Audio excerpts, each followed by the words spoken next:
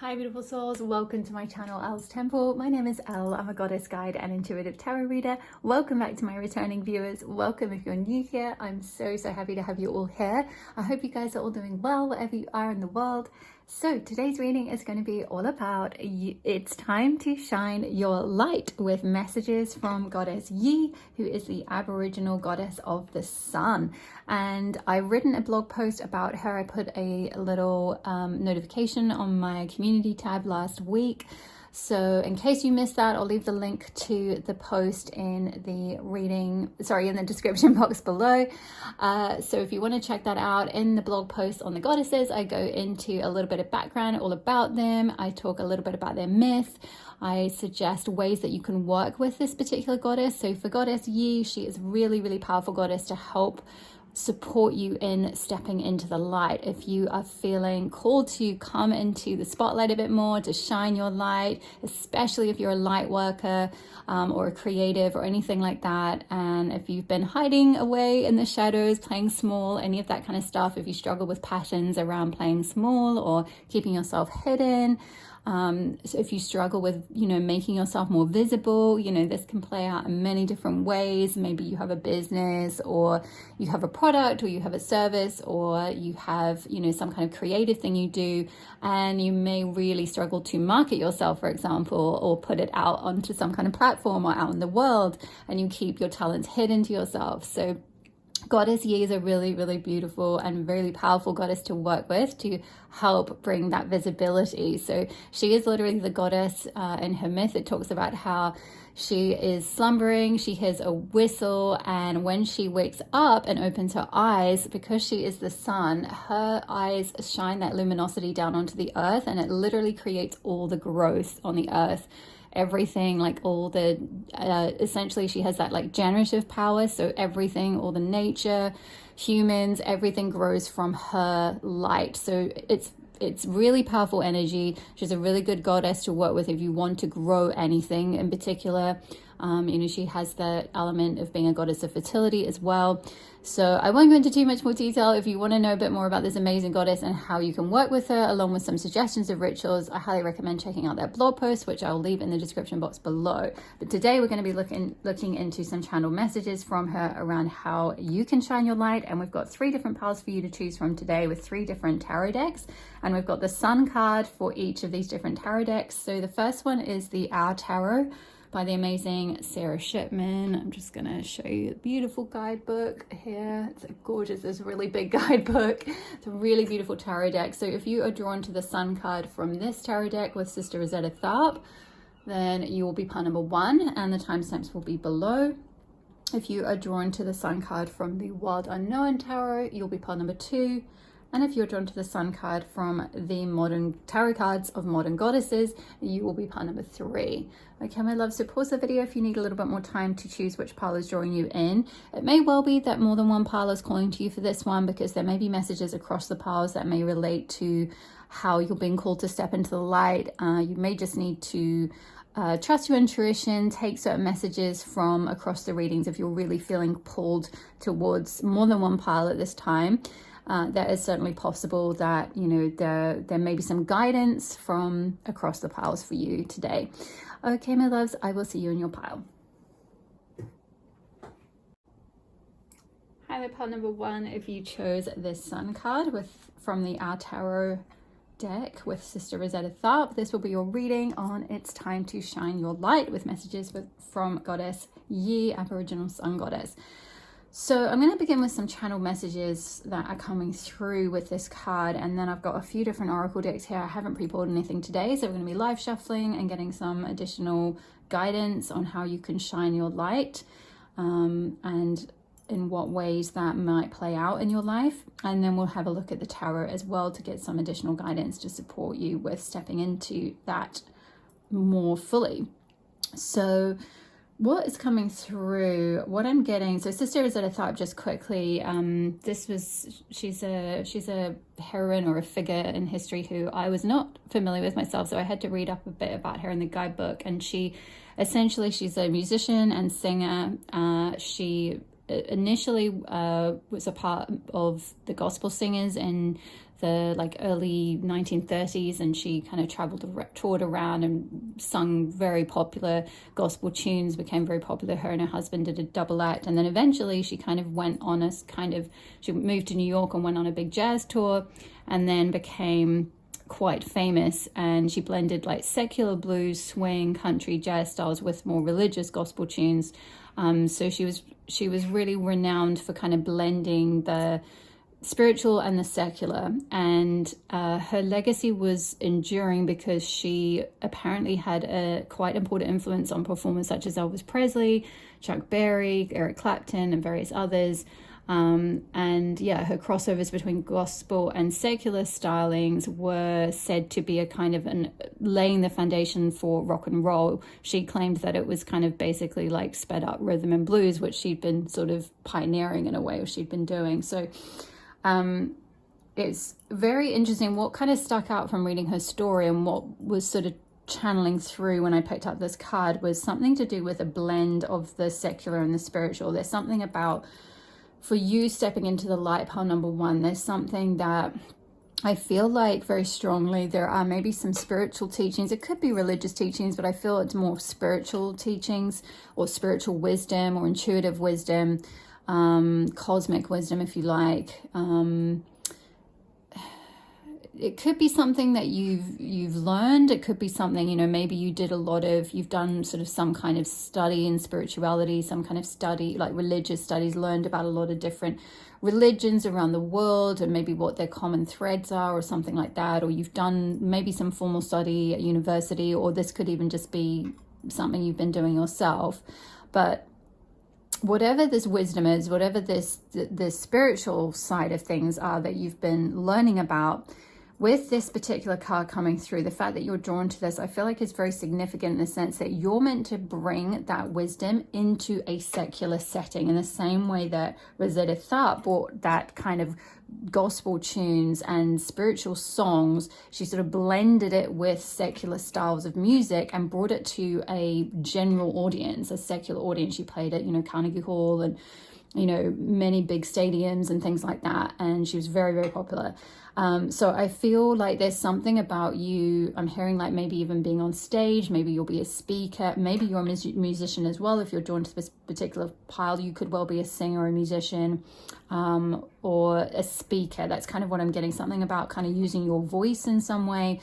But definitely very strongly, it's this bringing something spiritual over to a secular setting, bringing something related to wisdom that you've been learning about or integrating, or that you've come into this life with, and you're going to bring it to a wider audience. Like, part of you stepping into the light is you bring, not just doing that, initially Rosetta did it within the confines of the church, right? So it was kind of a little bit like I'm hearing like preaching to the choir. It was very popular and it was, it brought a lot of joy and everything, but it was kind of like not really bringing those messages to a wider audience. So it may be that right now you're already doing some kind of sharing your wisdom in some way, sharing your voice in some way, but it may be to a quite enclosed audience who perhaps already follow the kind of things that you're talking about. They're kind of, maybe it's sort of like they're already kind of converted, so to speak, or they're already on the same wavelength, or they're already in that kind of spiritual realm or spiritual group or something. It's like they kind of, perhaps they share a lot of the same wisdom. So it's kind of, it's still bringing them a lot of joy, and certainly your level of wisdom may be still enlightening them. But I feel very strongly that for you stepping into the light is taking that even further and shifting it into a more secular space, or a more general audience, increasingly a wider audience, a more potentially audience of people who have never had any exposure to spirituality or religion or any, whatever the teachings are that you're feeling called to bring to the world. This could be, where it's kind of like you're not just going to be preaching to the choir is what I'm hearing. It's like I'm just being shown like visuals of very big audiences. I'm hearing Louise Hay, and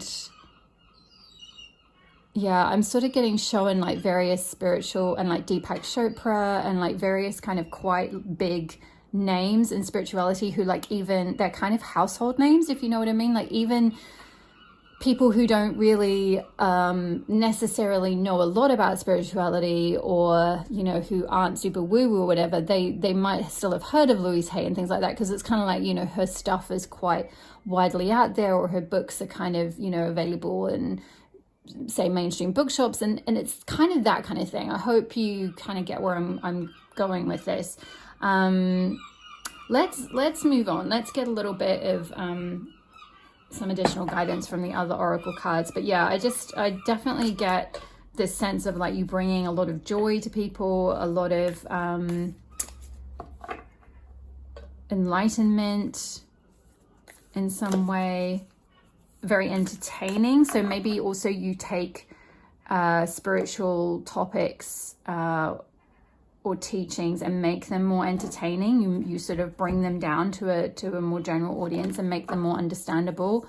Like I'm hearing making them macro and micro, or making things that are quite esoteric really like down to earth and accessible. So yeah, that's really interesting. I wonder what, ooh, the siren. Okay. Yeah. So there's something about like you're very alluring. It's this very feminine energy, very alluring energy. Sirens sing a song as well. So, you know, we've got a musician and a singer here, and then the siren, which is literally like, you know, the mermaid who sits on the rocks and sings her beautiful alluring song, and supposedly like sailors can be so sucked into that they, you know, they kind of give their life over to the song of the siren, the song of the mermaid. And what I'm kind of getting from that is that, yeah, you're singing some kind of song. If not literally, then it's kind of like metaphorically speaking, like you singing your song in terms of you putting your voice out in the world in some way is very alluring to people. It's like very there's something about your words, there's something about how you speak, there's something about the wisdom that you share, there's something about the message you have to give that like pulls people, lures people into like the world of spirituality in a way that they like want to just go. Like even people who are maybe skeptical, or even people who are really rational and scientific and yeah, just like non-believing, they hear your song, they hear your words, they hear the way you talk about things, and they just like I'm just getting like, yeah, they just get sucked into it. They get pulled along. They want to listen to more. It's very attractive, very magnetic. I'm definitely getting a strong feminine energy, but that doesn't mean you have to identify as female. Like this is gender neutral here. However you identify, it's just that very magnetic feminine energy of like just you sort of being, your existence. There's something about you when you speak, people want to listen. You sharing your voice in some way, whether it is through like music or singing or art or something more like actually directly speaking to people, like doing talks, doing tours, you know, doing workshops, you know, sharing your voice in some way on a, you know, on a podium, on a platform. It could even be a social media platform, you know, putting videos out on YouTube, for example, or TikTok, or something. But I'm kind of seeing both social media and in-person things. So I feel like even if you start on social media, you'll become known, and you'll end up like, I'm seeing you touring and being on stage in some way, or giving talks to people.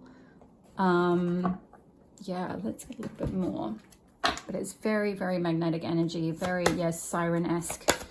Like you could be very, very beautiful. You could have very mermaid energy. I'm kind of also picking up Pisces energy, which Pisces, if you're Pisces sun, moon, rising, north node, you could be very creative. Often Pisces ruled by Neptune, they tend to be very creative souls. They tend to also be quite spiritual as well, or quite intuitive. You know, it's the last sign of the zodiac. It's the sign that kind of wants to merge with spirituality. And I feel like that's both something that's an aspect of like yourself, but it's also something that it's a gift that you can help with, that you naturally share with others, and it helps magnetize them towards their higher self, their spiritual self, their kind of the universal, or you know, the oneness, or God, or source, or the goddess, or angels or the cosmos or whatever however you want to term that, you know, chi, all of that. There's something around you're so connected with it. I feel like you can kind of dip in and out of that world, that kind of higher realm very easily. And then also you can help call people to like connect with their spiritual self, their higher self, their connection with source in some way. Let's get a Wild Woman Oracle card. Can we get a Wild Woman Oracle card for part 1? Please, Spirit. Okay. Get a Wild Woman Oracle card for part 1. Connecting with guides of high sign love. There we go. Okay, we've got the Sacred Rebel with Humility, card number 23. Beautiful. Okay. I feel like there's something with that rebel energy there. It's like, first of all, with this sorry to flip back and forth, the sacred energy is like, this is a sacred calling. That's what I'm getting really strongly. And with this rebel energy, there's something that is like, you're bringing, I feel like you might be a bit of a rebel at heart, but you're also bringing wisdom that is like rebelling from something conventional in some way. It's like, you know, it might be spiritual wisdom, but it's not religious, or it's not part of a set tradition. It's kind of, you're rebelling from something. So it could be that maybe, for example, you were raised in the church as well, just like Rosetta Tharpe was. You might have been raised in that type of religious environment in some way. Could have been a Christian environment or just some kind of religious environment. And then now the kind of what you're bringing out into the world is, the wisdom that you're bringing out is kind of rebelling from that earlier, the confines of that earlier upbringing, or the kind of whatever the spirituality or the religious wisdom that you learned. It's like you're rebelling away from that, and sharing your own wisdom. And I'm just seeing all these like these light bulbs at the top. Hopefully you can see that in these bulbs, and they just kind of remind me of the bulbs on the bottom of a stage, like when there's like, I don't know, a performance or a singer or a speaker or something like that, or even a comedian. That was one thing as well that I didn't mention about Rosetta Tharpe. Apparently a lot of her songs were quite, some of her songs were quite humorous, and some of them were quite sensual. So even though there was this, you know, some of them had a you know, Christian or I guess religious elements to it, but then there were others that were more secular, and others that were more fun and playful and sensual and joyful and all of that. So there could be something around like you kind of being on stage, or you giving talks, or you know, sharing your, whether it's your singing or your music or your work with people, and it's very like funny, it's very humorous, it's very rebellious, maybe. Like that could be something like stand-up comedy or something, you know, maybe you shine light on certain things. Like I'm hearing like taking down certain conventions, or certain, like, you know, you take on kind of political sort of you know, figures or something like that, or certain, it's like, yeah, this really rebellious energy that wants to kind of point the finger at things in society, or bring things to light in some way. Let's get a Fight Like a Girl card. Get a Fight Like a Girl. Okay, we've got the Brave Fight. Okay, yeah. This is kind of linking up with this sacred rebel thing. It's like there's a sacred calling here. There's something that you're meant to rebel against, some kind of institution or conventional wisdom, or something that you're meant to bring your wisdom into the mix, but it's going to require you being very brave. Some of you may be 29. Or you may be, in numerology, this reduces to 11. So you may be a life path 11, which life path 11s are often on a very steep path of ascension. I talked about this before on my channel. I know some of you are life path 11, so yeah, you may be on a very steep ascension path, which usually involves a very sacred calling. It usually involves going through a lot of stuff in your life in younger years that you then kind of integrate into a lot of wisdom. I've been talking about wisdom a lot from the beginning. There's like a lot of, it's like condensing all that wisdom that you've had to integrate and then sharing it with the world in some way. But it's rebelling from something. It's kind of, you know, not going the standard way, not necessarily following certain rules, or, you know, it's kind of like maybe taking religious teachings, but the essence of them, and not kind of following the dogma, like releasing some of the dogma, kind of like, you know, Rosetta Tharpe would include certain spiritual elements in her songs, but in this really fun, light, you know, uplifting way. So it wasn't just all this kind of doom and gloom and like, you know, fire and brimstone kind of stuff. It was like, you know, let's celebrate, let's be joyful, let's feel, you know, the kind of Kundalini energy, the spiritual energy, or whatever, however you want to call it. Let's kind of celebrate that.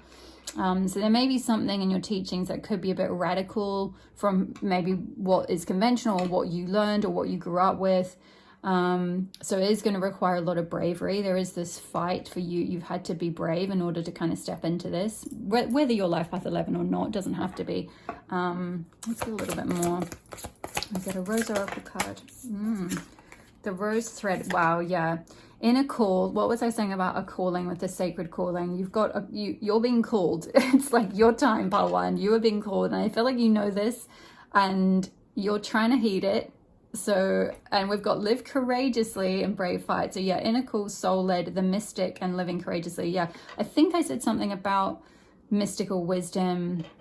Maybe it was when I was talking about the siren, one of those earlier cards. I said something about you being like, yeah, connecting with your own wisdom, connecting with the cosmos, that mystical wisdom, all of that. It's like this, yeah, you are a mystic, you are a teacher. You are here to lead a soul-led path. You have a sacred calling you're meant to share. I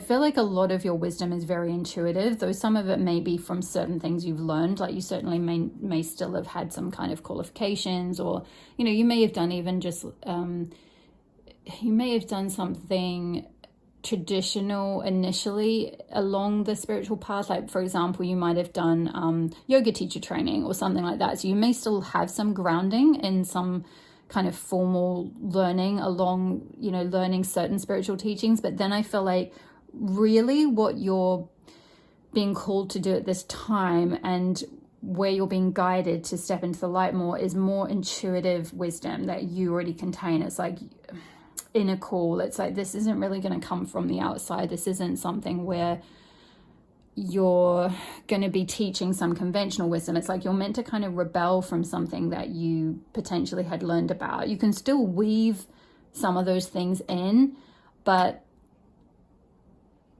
it's like you're not meant to stay in that system. So for example, if you are something like you were trained as a yoga teacher,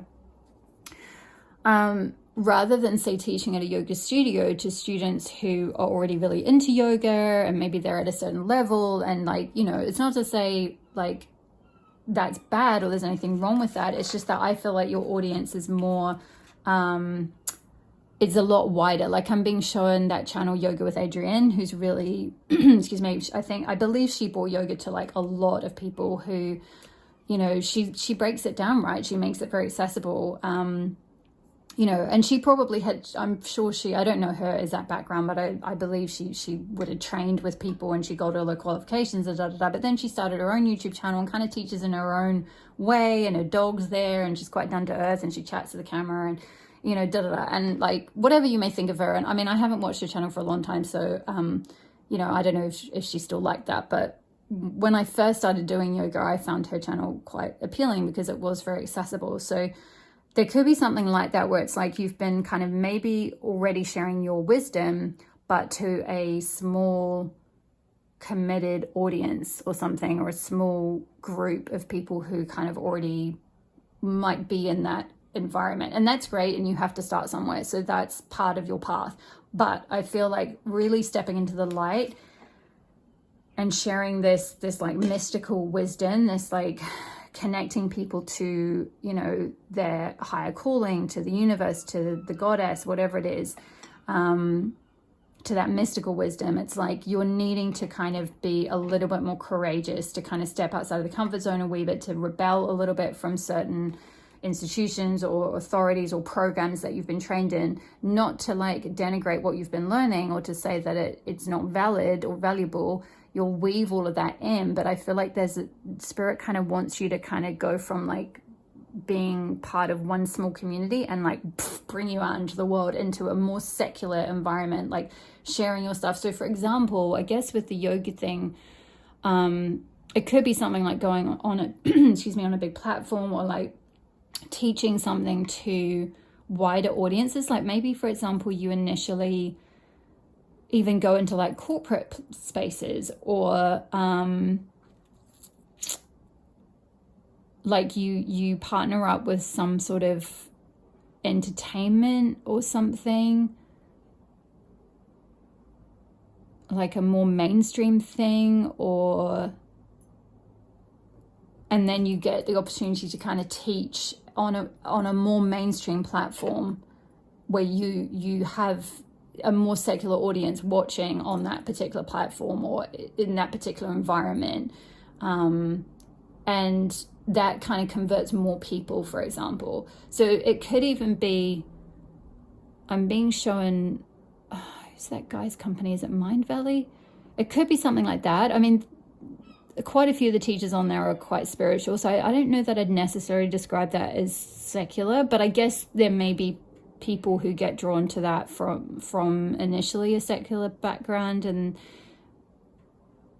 yeah, I don't know, it's just something around sort of like reaching a wider audience, reaching more of a mainstream audience, bringing the spiritual into the secular world. There's something very strongly about that, and it is going to require a lot of courage and bravery, because often with that path there's a lot of fear of pushback, because it is rebelling kind of thing from, you know, conventional wisdom. So there could be a lot of fear that you'll get targeted, or fear that what you're sharing won't be received or something. But I feel like these are possibly connected to past life fears. Like what Spirit is showing me is like there really isn't any, like there's certainly an amount of bravery to get up and speak in front of an audience and to put yourself out there, but there's no need to have a fear that you're going to get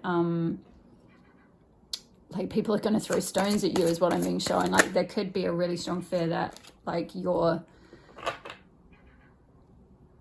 it's like you're going to bomb, is what I'm hearing. Like I'm getting shown like a visual of someone being like a stand-up comedian, and you're going to go out on stage and then do your set, and people are going to hate it, like they're going to heckle you. So whether it is, you know, however you do it, like you could be someone who gives spiritual talks, you could be a spiritual teacher, you could do it, you could bring spiritual elements or mystical ideas into a secular environment like stand-up comedy or music in some way. And I'm feeling this fear that you're going to get, like, you won't be liked by the audience. But I feel the opposite for you, and what Spirit want to show you is that, like, yes, you'll require the bravery to get up on stage and shine your light, but like you will be loved. Like it's that siren energy, like you are magnetic. Like trust that you are the siren, that your call is very beautiful, is very like magnetic, is very attractive. And we've got hummingbird. The winds beneath your wings are shifting, and if you don't pay attention, you may lose flight. So something is shifting. There's something where you're being called to take flight. I feel like you're being called to sort of take off. Let's check these are all again. They're on the shot. Let me just get a bit more guidance about this one. Oops. 19. Swiftness, adaptability, and pivoting. Yeah, I'm getting this pivoting thing from like who you're target audience is, or who you've been pitching to. I mean, and then I'm being shown like from small to big, and like from a more like tiny communities or groups who would already appreciate your work to like wider, more mainstream. So there's a pivot that needs to be made in the work that you've been doing. It doesn't mean that you have to fully give up on those people or those communities, but you need to start doing more in like wider communities, bringing your wisdom, your words, your teachings, bringing them to a wider audience. That you need to pivot. There's something that is evolving for you. It's talking about the hummingbird can travel great distances and change direction in an instant. You too are being called to be more flexible when hummingbird enters your reading. The current path you're on isn't suiting your needs, and it's time to consider some additional options, or at the very least a new approach. Think about what is and is not working for you and how you can use this information to bring clarity to your question. This card can also mean your situation is evolving rapidly and you're not keeping up with these changes, which can cause you to feel overwhelmed. If you're unwilling to adapt, it may be time to consider whether or not this is the right path forward, because the world will pass you by if you hold on too tightly to outdated methods. Interesting. The world will pass you by. I feel like there's like there is something you're meant to share with the world.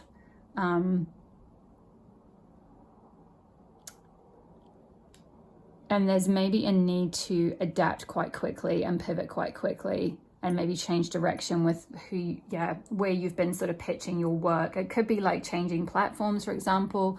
Let's say you are teaching yoga or something, and maybe you've been teaching it to a small community group or like your own Facebook group or something online, and now Spirit is like saying, well, how is that working for you? Is that growing? Is it expanding? Like, is it bringing you joy? Do you feel that that is like your, the biggest reach you could possibly have, the most impact you could have? Or maybe you could then like expand that a bit and start putting, I don't know, maybe classes on YouTube, as well as like, contacting some big companies in the nearest city to you and offering some classes. Like you could even offer the first class for free and then start like I know that I got into yoga through a teacher when I used to work for a corporate media company in London, and this was a long time ago, and she did the very first class for free, and then she did like a package thing. So you could either pay something like, I don't know, £10 a class or something,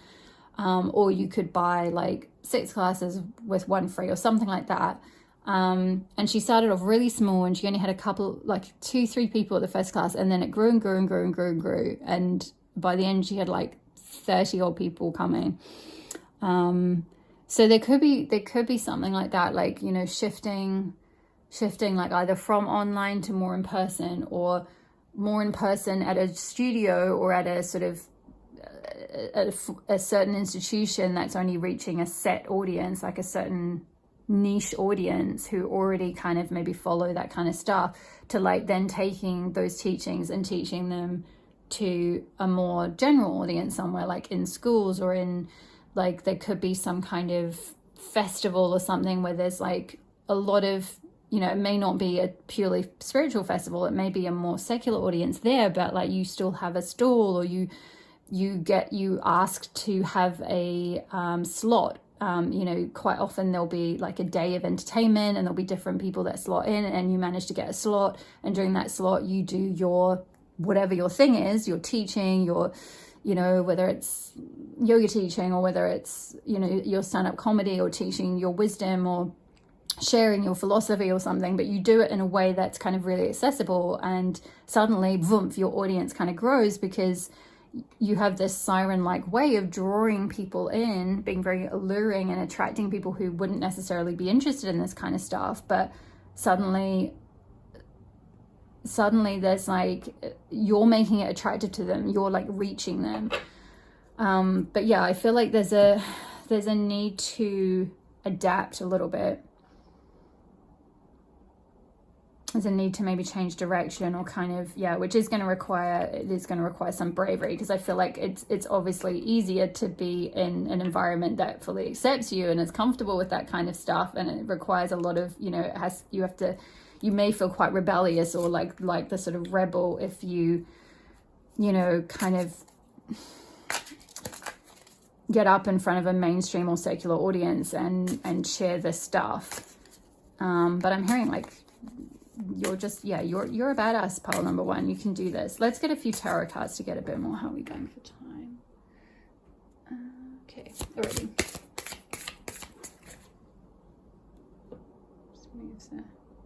Still got the candle going. Okay, let's get some tarot. What guidance, Goddess Yhi, what guidance can you give pile one for stepping into the light? Judgment. Sophia Julep Singh, yeah, so awakening.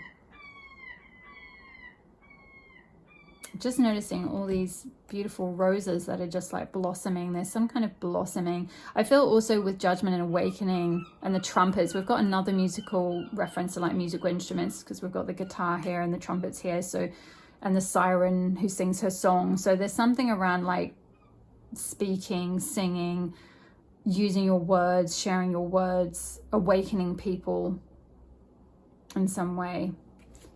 Maybe you talk about your own awakening journey in a really humorous and fun and accessible way, and it makes it more accessible to other people. I mean, we're going through a huge awakening on the earth, and more and more people are waking up, and it's hella scary when you go through an awakening and you don't know what it is, and you start waking up to hearing like voices of your guides, and like, you know, starting to understand all the symbolism and all of that kind of stuff that previously, and like feeling energy and feeling kind of sometimes, you know, depending on the different things that awaken in you, the different spiritual gifts that awaken, you can start to be more sensitive to, like, you know, for those who wake up as things like mediums and things, you can start to be sensitive to like spirits on the other side and stuff like this. And that is insane and frightening. And like for Joe Blogs on the street who like doesn't know what the hell's going on, and he's got no friends who are going through this stuff, and then he finds you talking about it, this siren person,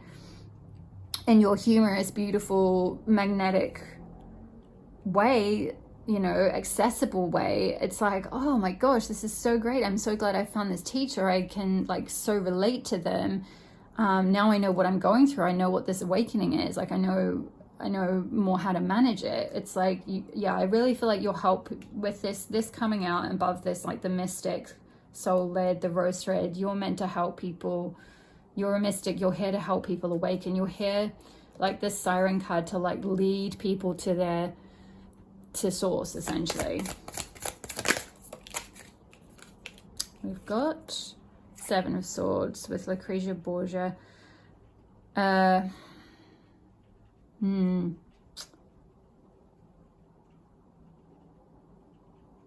just getting kind of hiding energy from this, which makes sense. I'm getting sort of like this, like, even if you can see her face, she just looks really reluctant, like, oh, do I want to go over there? I'm not really sure I want to do that. I'm just gonna kind of play around in this area down over here and hope that no one really notices me.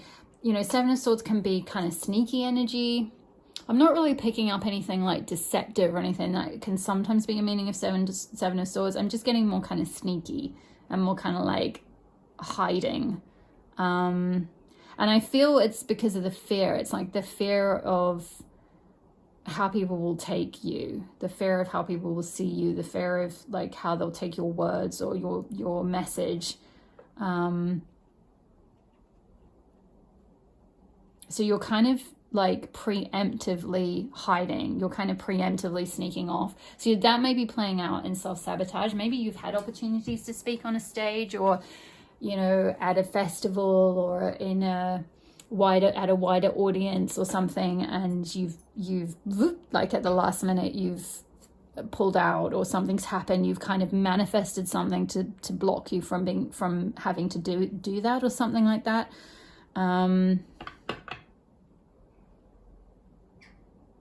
There's just this uncertainty and reluctance is kind of what I'm getting. I'm going to get the book and just get a little bit more for this one, because I feel like there's some kind of key guidance from this particular card.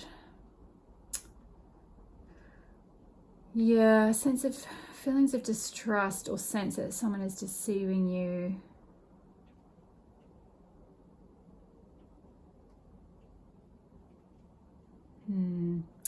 Lucrezia Borgia consistently found herself in the crossfire of her family's political machinations.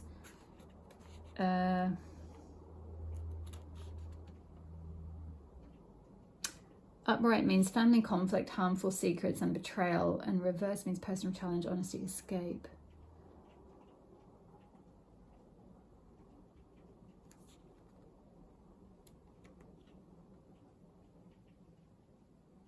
Yeah.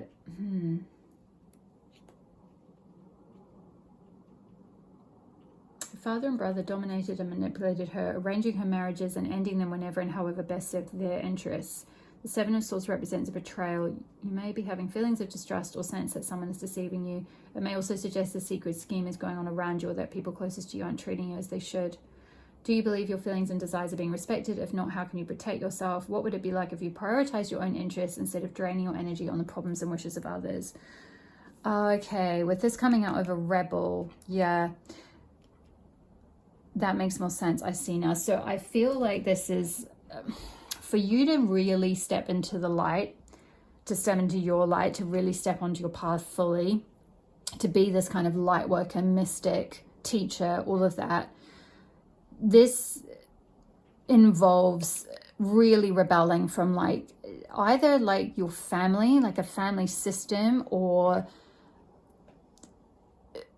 more generally the conditioning that you received growing up, like, you know, the church, the school, the group, you know, strong group of friends, or just the kind of wider culture. You know, maybe you came from a very large family, like, you know, this was talking about, I believe she was part of, yeah, she had like lots of brothers and everyone was sort of getting involved in her affairs. So it could be that, you know, you come from that sort of family environment where there's, you know, you've got a lot of extended family and everyone's kind of wants to know what you're doing and what you're up to, and, you know, they kind of try and manipulate you or expect you to toe the family line, or to live a certain way, or to stay true to a certain, you know, religious or spiritual path that you grew up in. Or even it could be, you know, the opposite. It could be they expect you to be, you know, like completely just anti-religious, or, you know, like atheists or scientists, you know, like sort of rational, you know, just following nothing mystical, nothing intuitive, like that. All that woo-woo stuff is just a load of rubbish. And so there might be there's a sense of distrust and betrayal. So it may be that you're feeling, or you've been told, or just intuitively you're feeling that like you're kind of betraying your family system, or your system of your country or culture of origin, or teachings that you had at a young age. And so there's this kind of fear and this reluctance about kind of being sneaky, or having to kind of rebel. Something about rebelling. You need to rebel from that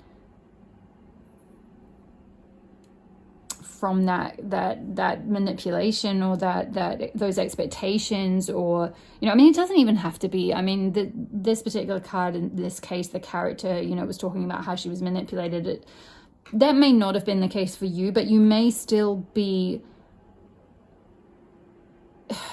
like, their conditioning may still be affecting you and making you fear kind of coming out into the world, which is why you need this brave fight is here. In fact, let me read from the guidebook about the brave fight. I feel called to read that out as well. Our society has made it unsafe for girls to be brave, and yet that's exactly what we must become in order to change society. Yeah, rebel. You're here to change society. You're here to rebel against the way things are done, to make change, to bring new wisdom to light. This moment insists on your bravery. Do not hide in safety, nor collapse in inertia. You must tell the story you came to tell. Yeah, that's that siren. Like, use your song, use your word, tell your story. Do the thing you came to do. The world is not blessed by your smallness or silence. It's relying on you to bring the spark that only you carry. Use your voice. Speak your needs. Stand out for your rights and those of others. Release an arrow straight to the heart of the toxic patriarchy. Speak truth to power. Put your brave boots on and let that arrow fly. Wow. Yeah, really powerful energy. Let's get one more tarot and then I'll finish off with, we've got the Sacred Rebel Oracle deck to finish with. So, and we've got Three of Wands, beautiful, Henriette Delille. Yeah, there's a need to kind of set, it's like expand your view, set new intentions, you know, put more thought into the beauty, you know, look at the energy between these two cards, how like beautiful, there's this beautiful sunset here, is this kind of oppressive, there's this dark oppressive cloud around this character on this card, and this sort of staying small, staying hidden, staying down, and then with this card she's standing strong, you know, the sort of institution is well behind her, and then she's kind of looking into the future, you know, planting your wands in the soil and saying, this is what I want, this is what I'm going after, this is what I want to see in my life, this is what I'm envisaging for my life. And there's this beautiful pinky purpley energy, this sort of sunset energy, which is just gorgeous. It's very creative energy as well, that wands energy.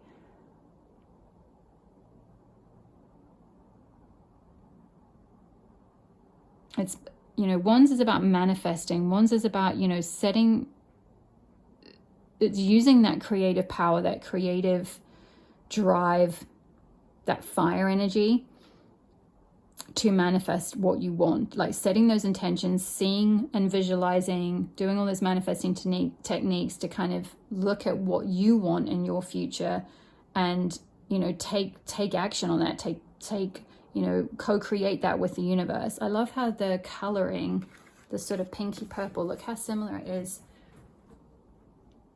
It's kind of the same sort of the pinks and the purples. The pinky color is very connected to the divine feminine. It makes me think of the crystal ruby, which is a strong, powerful stone of the divine feminine. And then we've got this purpley energy, which is this very like mystical, you know, connected with the third eye and the crown chakra. There's definitely some kind of spiritual teachings, even if you do it, like I said, coming back to this card, even if you do it in a secular way, there's some kind of spiritual wisdom that you're here to share, that you'll kind of blend into your work, whether it's speaking, singing, writing, activism, you know, entering politics. It could be writing a book. She's got a book here. Being some kind of teacher, some kind of public speaker. Ooh. And we've got going beyond normal. Yeah, rebel. Going beyond normal. You're not meant to be normal. You're not meant to be here to fit in with the crowd or go along with your conditioning or do things the way everyone else has done it or, you know, support the systems that be. You're meant to go beyond that. Let's read from the guidebook to finish up. Card number 14. Okay. On the path of life, there are deciding moments where we can choose to go with the mainstream, or we can dare to take a bolder, more authentic and trusting way, even if it seems riskier or less safe. To rely solely on logic and science without incorporating the mysterious and magical is a recipe for an existence that is far too dry. The Sacred Rebel, oh my goodness, you guys. This is why I love doing this live, doing the shuffling of the cards live, so you can see I didn't make this up.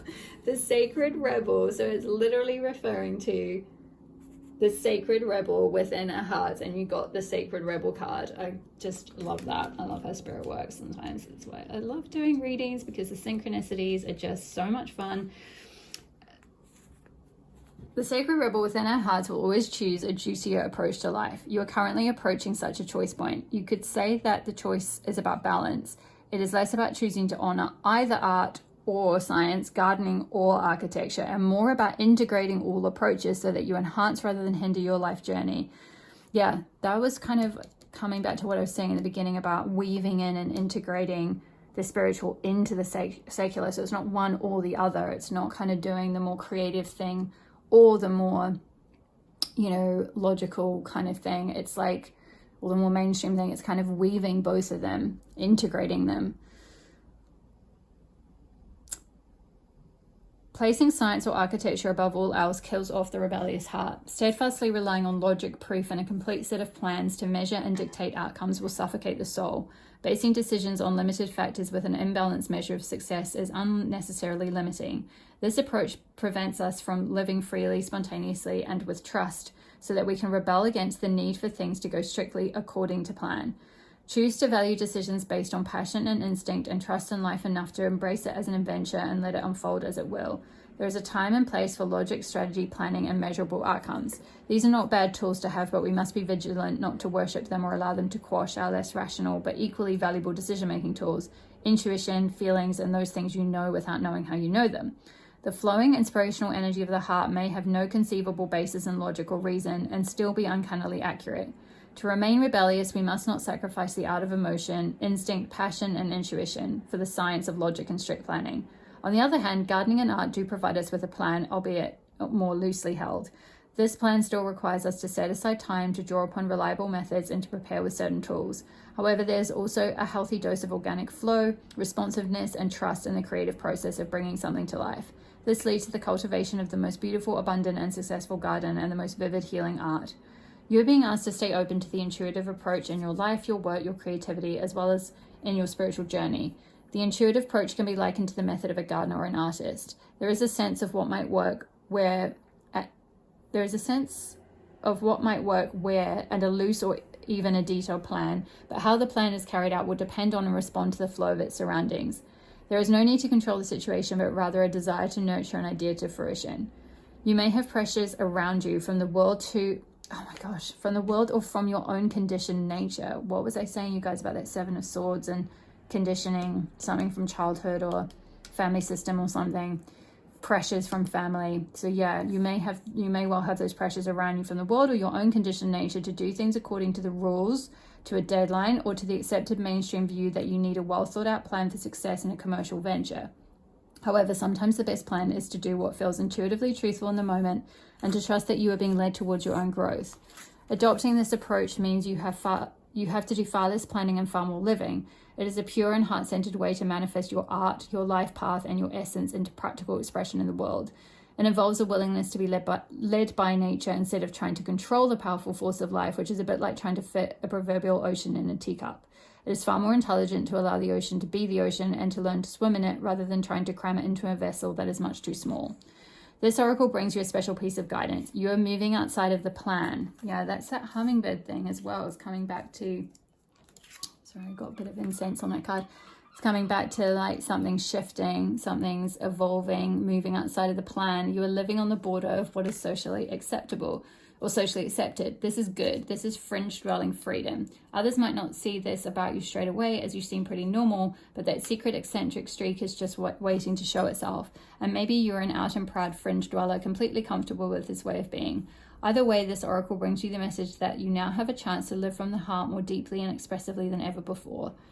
It wants you to realize that this is a legitimate, empowered, and creative way to live that honors all of who you are. That's that Three of Wands, a more creative way of living that honors all of who you are. Living with that creative energy and visualizing what you want for your life. You can give up forcing or squashing yourself down into a very limited set of so-called desirable qualities like intellect and control. If you are yet to relate to this consciously, this oracle brings you the further message that you're going to be breaking with tradition. Perhaps not entirely, but at least in a way that is meaningful to you. Yeah, that's that rebel energy. This will require you to have courage. Where do we see courage? Rose thread, living courageously, and the brave fight. So yeah, you're going to break from tradition. This will require you to have courage in your convictions and faith in your heart truths. This will help you and inspire others around you to step out of fear and live more freely and lovingly. What was I saying about the Siren card, about you being an inspiration for others? And also, where was it? The Judgment card, awakening others as well. That's that, like you having the courage to step outside tradition and conditioning and live this inner, cool, soul-led life will also inspire others to do the same, to step out of fear as well and live more authentically. You are not necessarily meant to abandon logic and intellect altogether. You are to use them to serve the desires of the heart rather than to replace its naturally spontaneous and truthful nature with controlled planning and narrow strategy. It's time to get a bit wild and to let nature take its course. And there's a healing process which I'll hold up to the camera. and you can take a screenshot and do it in your own time, but it says, say aloud, I now call on unconditional love and ask for the blessings of the heart to be witnessed and sanctioned by the great universal creator, so that I may rise above small-mindedness and use the best of what human culture has to offer in service to love. Through my own free will, so be it. Visualize or imagine the feeling of being in a most gorgeous garden. It might be well manicured or a little bit wild or a wildly overgrown jungle. Just notice it. Notice how all the plants work together and how it is supported by nature and the seasons. Notice that whilst some things thrive, others fall away, only to shift again with the seasons. There is such organizational genius. And say, may the wisdom and guiding hand of the great gardener who works with unconditional love nurture the garden of my soul into beneficence. I dare to live creatively from my heart and thrive. Finish your healing process by sitting quietly, dancing wildly, or doing a spot of gardening, whatever feels good. Okay, my loves, those are all the messages I have for you. I hope that resonated for you and gave you some encouragement and support, and you feel empowered to step into the light. All the best with your journey, and leave a comment below if it resonated. I really appreciate each and every one of you who's been doing that. It really helps my channel to grow so much. Hit the like button if you enjoyed the reading. It just helps tell the algorithm to spread my content to others as well who may also feel supported from this reading. Hit the subscribe button if you're not already part of my channel. Other ways you can connect with me, I also have a Patreon where I do in-depth goddess readings and path working. I have 2 tiers available, and I have a 7-day free trial. The link to that is in my description box below. I also have a website, ellstemple.com, ELLESTEMPLE.com. The link to that is also below. On my website, you can sign up to my newsletter, which I send every new moon and full moon with the cosmic goddess inspiration and guidance for the next fortnight ahead. Also, I offer private readings in a few different formats, a few different sessions on there, so check that out if you feel called to receive a private reading. I also do Goddess Asteroid birth chart readings, and I also offer programs. So I will be doing a Dark Goddess circle later on this year, so if you feel called to that, if that's something you would like some support with, it's a really beautiful circle over the 6 months starting from Samhain. If you feel called, then sign up to my newsletter and you'll receive more details about that as and when I release the information when that is going to go live. Super excited to announce that really soon. So sign up to my newsletter on there. Check out my Patreon or my website if you'd like more support with the goddesses. Check out the blog on Goddess Yhi if you would like to find out how Goddess Yhi can support you to step into your light more fully. All the best with your path, and I will see you in the next reading. All my love. Bye. Hi there, pile number 2. If you chose the Sun card from the Wild Unknown Tarot, then this will be your reading on It's Time to Shine Your Light. We've got messages from the beautiful Aboriginal goddess of the sun, Goddess Yhi, that we'll be channeling today. So I'm going to start off with some channel messages that are coming through from this card, and then I've got a number of different oracle decks. I haven't pre-pulled any cards for you today, so I'm going to be live shuffling and getting some additional guidance on how you will be shining your light, or what you're being called to shine your light, in what way you're being called to shine your light, I should say. And then we'll look into the tarot to get a little bit more guidance on how you can step into that more fully and what may be holding you back. So part 1 was quite in depth, so let's get into it. Channel messages coming through from this card. So I'm getting a very strong creative energy, pile number 2. I don't know what it is you do, whether it's something really artistic or creative. It doesn't have to be like traditionally artistic or creative. It could just be that whatever you do it in a really creative way, like a very unique, you just bring a lot of creativity to whatever it is that you are shining your light in, or what you're being called to shine your light in. Because we've got this really strong orange color in the middle of this card, which is connected to the sacral chakra, and the sacral chakra is all about creativity and passion and kind of zest for life, and it's the part of the chakra system where an idea gets seeded. It's where, it's linked to creative fertility. It's linked to general fertility as well. So maybe for some of you,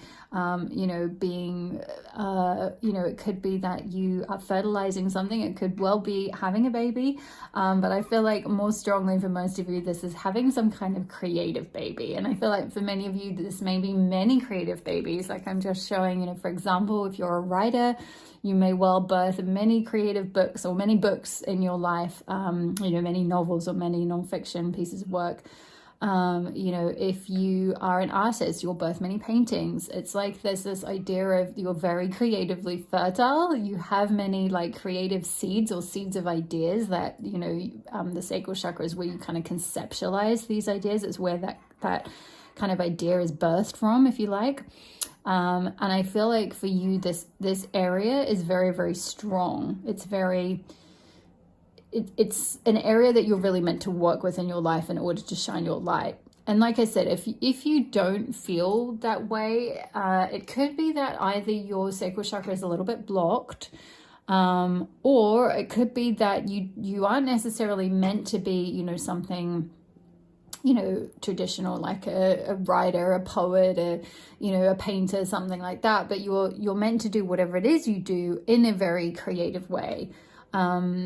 But that's just coming very strongly. I'm also kind of seeing all these rays of the sun kind of shining out, almost like with the 4 birds in the corner. It's like the birds are kind of then taking your light and your message and like sharing it out into the world. Like birds are messengers. Birds are messengers for spirit. And I feel like there's some kind of possibly where you're going to be sharing like spiritual wisdom, which has a little bit of overlap with pile number 1. But where pile number 1 was perhaps more doing things like public speaking and being kind of a mystic and perhaps being a bit of a teacher, with this pile I'm getting much more strongly some kind of very expressive, very creative way of sharing your message or sharing your ideas, sharing your philosophy, whatever it might be, your worldview. But it's like radiating out into like the 4 corners of the globe is what I'm kind of seeing. And these birds are kind of like taking your light and shining it even farther. So really, really beautiful energy. I'm also getting with this card, it's quite an unusual sun card in that, certainly with the 3 sun cards that you had to choose from for this reading, the other 2 had a figure on them. This is the only card with just animals on it, and it's linked to the Wild Unknown tarot deck. So it could also be where for you, pile number 2, you may not necessarily know what it is you're meant to shine your light in yet. It may be that you are very creative, you're a multi-passionate, multi-talented, multifaceted, multi-creative person. You may have lots of different creative talents or different things you like to do or different things you're interested in, and you may not be really clear how they all fit together or which one thing you're meant to kind of shine out into the world. And I kind of don't feel like you are meant to necessarily pick one thing. I'm almost seeing with like each individual strand that's kind of coming out. It's like any creative baby that you birth, it's like you can share that, like whatever it is. It's just like putting everything out in that kind of very pure way, unadulterated way is kind of what I'm hearing. Very interesting energy. But it may be that, without that figure being there, it's like this may be sort of like more of a concept to you at this point. It may be something that you're still connecting with your light, your inner light, with that's kind of solar plexus energy, like feeling that confidence to kind of really step into and shine your light. You may not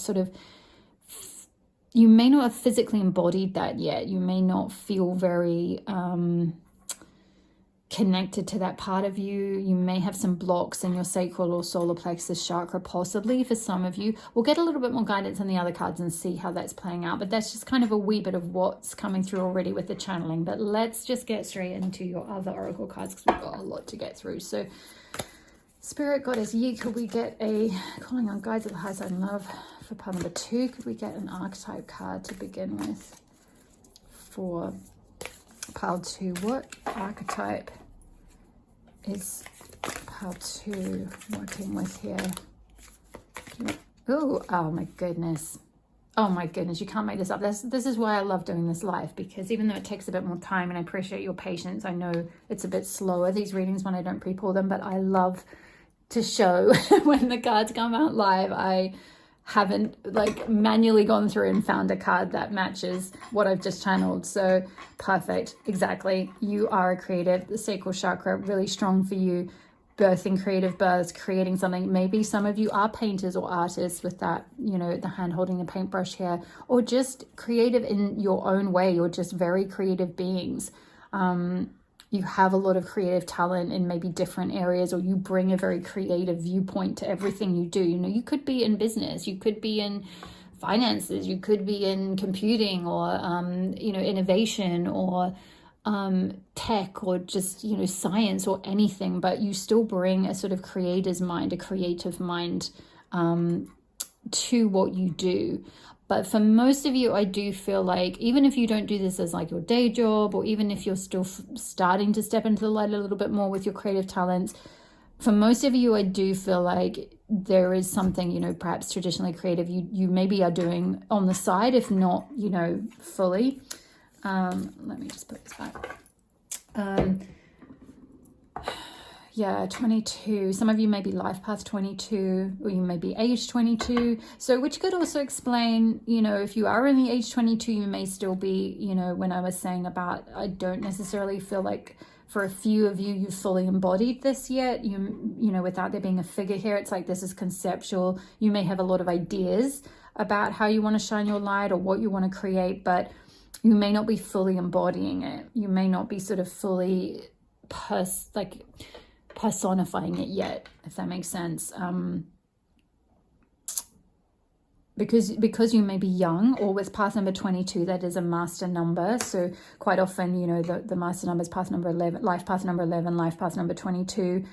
That can take a longer time to step into those paths, because there are often a lot of lessons that those paths have to learn in younger years. I know I believe I have quite a few of you who are life path 11 on this channel, because it comes up a lot in readings, or life path 22. And that's, you know, where you have a sacred calling, you have something that, you know, you're meant to share. It could be something creative, it could be something spiritual, it could be both. There's a definite calling, a definite, like, yeah, you're here for a reason. There's something specific, a certain calling, a certain path you're meant to go down. But it can take a little bit longer to kind of step into it, because there's a lot of lessons you have to integrate. There's a lot of wisdom you're integrating before you can kind of have the confidence to fully, like, you know, put all that sort of creative energy out into the world more. And we have got Witch of the Winter Woods with healing. Interesting. Yeah, for some of you, yeah, if you are life path 22, life path 11, something like that, you could be healing. You may be called to heal some blocks to your sacral chakra or solar plexus chakra, if you feel that you want to be more creative, or you have you have a certain level of creative talent, but you're not really shining your light with it, or you're only able to sort of do it in, I'm hearing like dribs and drabs, which is quite a funny phrase. I don't really use that, so that's someone's guides coming through. It's like you're doing it in bits and bobs on the side, and you can't fully step into it and fully embrace it and fully shine your light. And that doesn't necessarily mean that, you know, that has to become the thing you do as your day job. Sometimes some artists will still, you know, they'll have some other day job for many, many years, if not on and off throughout their whole lifetime, but they'll still really dedicate as much spare time as they can to their art or their creativity or their spirituality or whatever it is on the side. And maybe because of whatever reason, you haven't been able to sort of fully do that so much. So there's some kind of healing being called for here. Yeah, healing the sacral chakra, healing the solar plexus chakra particularly. It'll depend on where you're at with that. If you feel called towards a creative path and you haven't really been able to embrace that creative fertility and kind of evolve anything that you're wanting to start, like maybe you get the idea but then nothing happens, like you can't sort of take it forward, that shows there's a block on your sacral chakra. Because it's like if you think about the sacral chakra as this fertility center, it's like the idea is conceptualized, but then the baby, the creative baby, doesn't grow and isn't birthed. It just kind of, the idea pops up and then it just kind of withers without any kind of care and attention and energy poured into it. It'll just pass away kind of thing. It'll just go away. So that may indicate a block in your sacral chakra that may need healing. If, on the other hand, and for some of you, I feel like you're already creating things, you're already a prolific creator, maybe you already have done, you know, maybe you've written a book, or you've created some kind of artwork, or, you know, you've done something. I'm kind of hearing like drama, like maybe you've written a screenplay, or you've acted in something before, or something like that, or created a stage play or something like that before, or a film, or whatever it might be, or maybe even many, but you're not really getting the traction that you deserve or that you want, or you're not really having the confidence to fully put yourself out there. Like maybe you create things, but then you kind of sit on them, or like you don't kind of share them with very many people or something like that. Like you've got stuff and you just kind of keep it in. Like I'm just being shown a visual of someone's paintings being just hidden away in their house, like in a spare room. Like I'm literally seeing like, I don't know anything about painting. Is it, I don't know what those like screens, like the canvases that you paint on. I think they're canvases. I don't know if that's what they're called.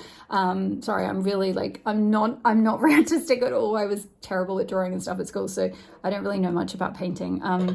But it's like you have all the materials there and you have some things that you've painted, but they're just kind of sitting like tucked away in a spare room or something like that. And they're beautiful and they're amazing and they should be shared with people. So for you, if that's where you fit into, then solar plexus healing is what's been called for, because that's more about like taking what you already have, your talents or your gifts, your things you've created, and shining them out into the world, like sharing them with others, and like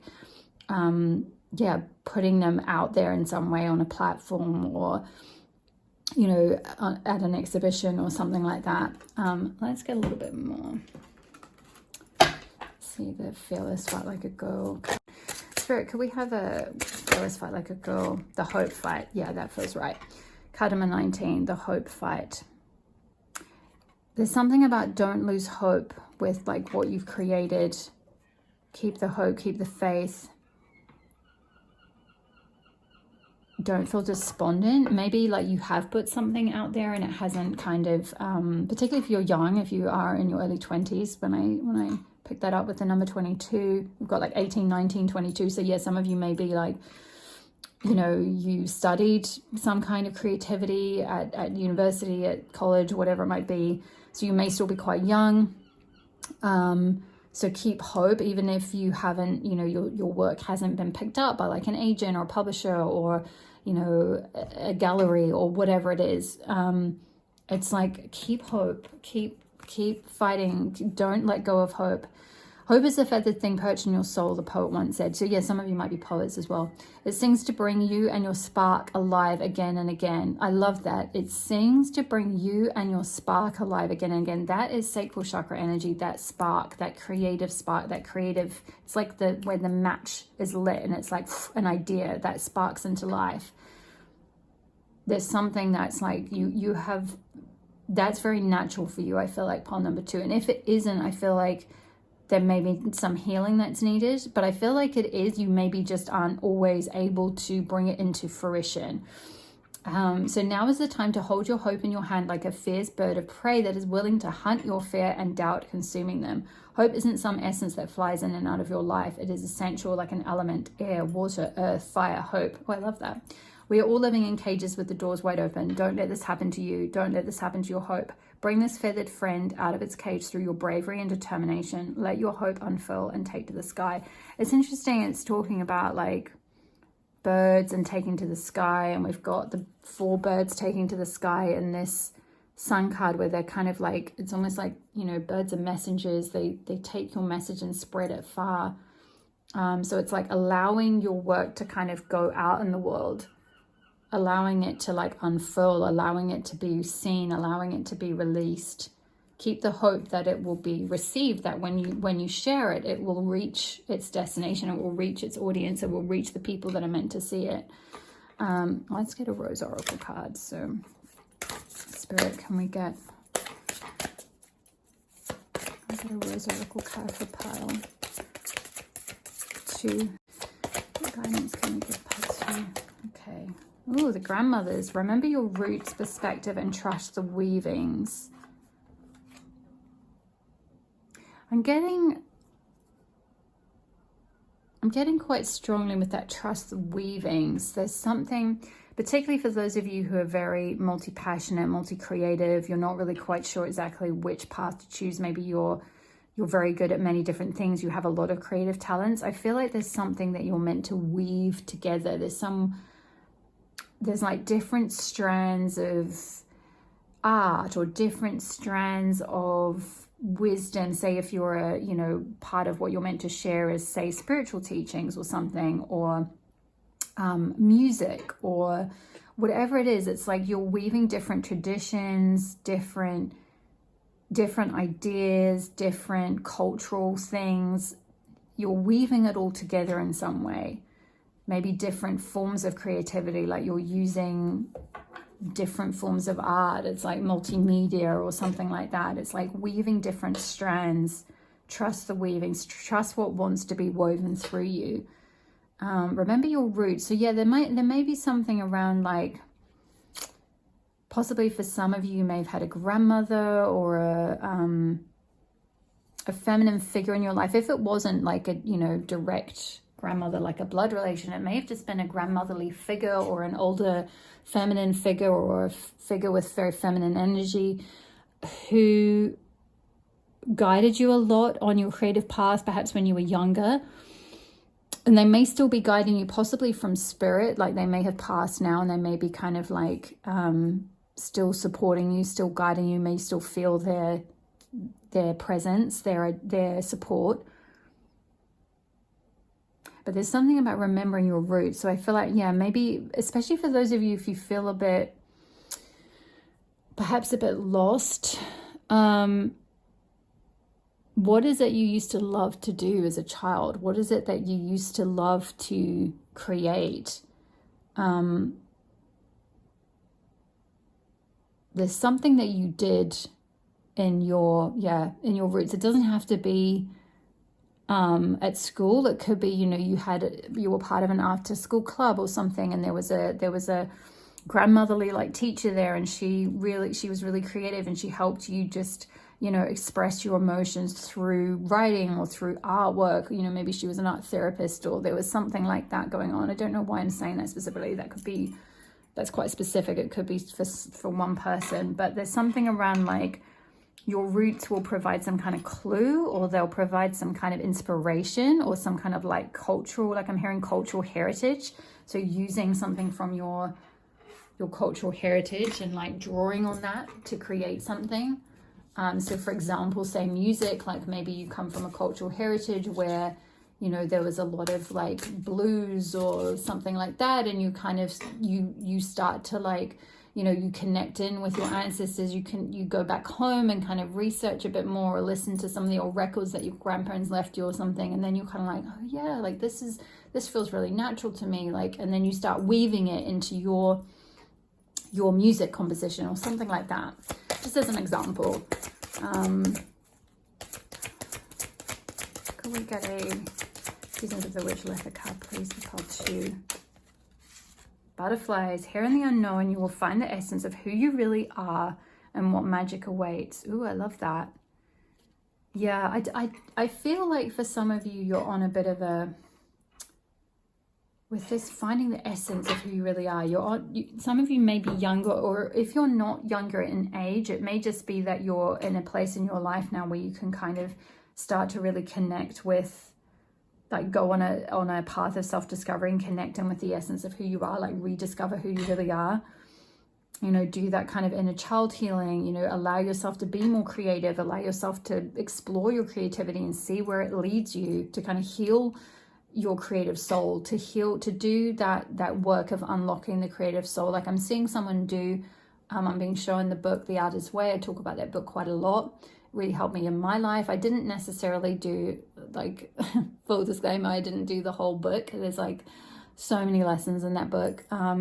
But one thing that I still do to this day, not every day, but as much as I can, especially when I'm trying to like kind of reconnect in with my creativity, is the artist dates, where you kind of take yourself out and like intentionally go to something very cultural. And, you know, you can do it with friends, but it's best to kind of do it yourself, so that you can kind of like connect in with that piece of art, or, you know, if it's an exhibition or a film or whatever it might be, and kind of really sort of connect in with the creativity of it all and allow it to inspire you, and kind of maybe journal about it afterwards. And to do that kind of regularly, because that's something that like fills your artist's soul back up, or it fills your creator's soul back up with like other expressions of creativity. It kind of shows what's out there, what's possible, and all of that. And then you have the morning pages, which is the other core concept of the Artist's Way, where you allow that stream of consciousness to come through every day. And that's a really good way to heal that, like, well, to heal your inner child, but also to heal your artist's soul, your creator's soul. If particularly for those of you that fall into the camp where you feel like your sacral chakra is a bit blocked, like you haven't really been able to create very much, but you have a lot of ideas too, but they don't sort of fully come into fruition.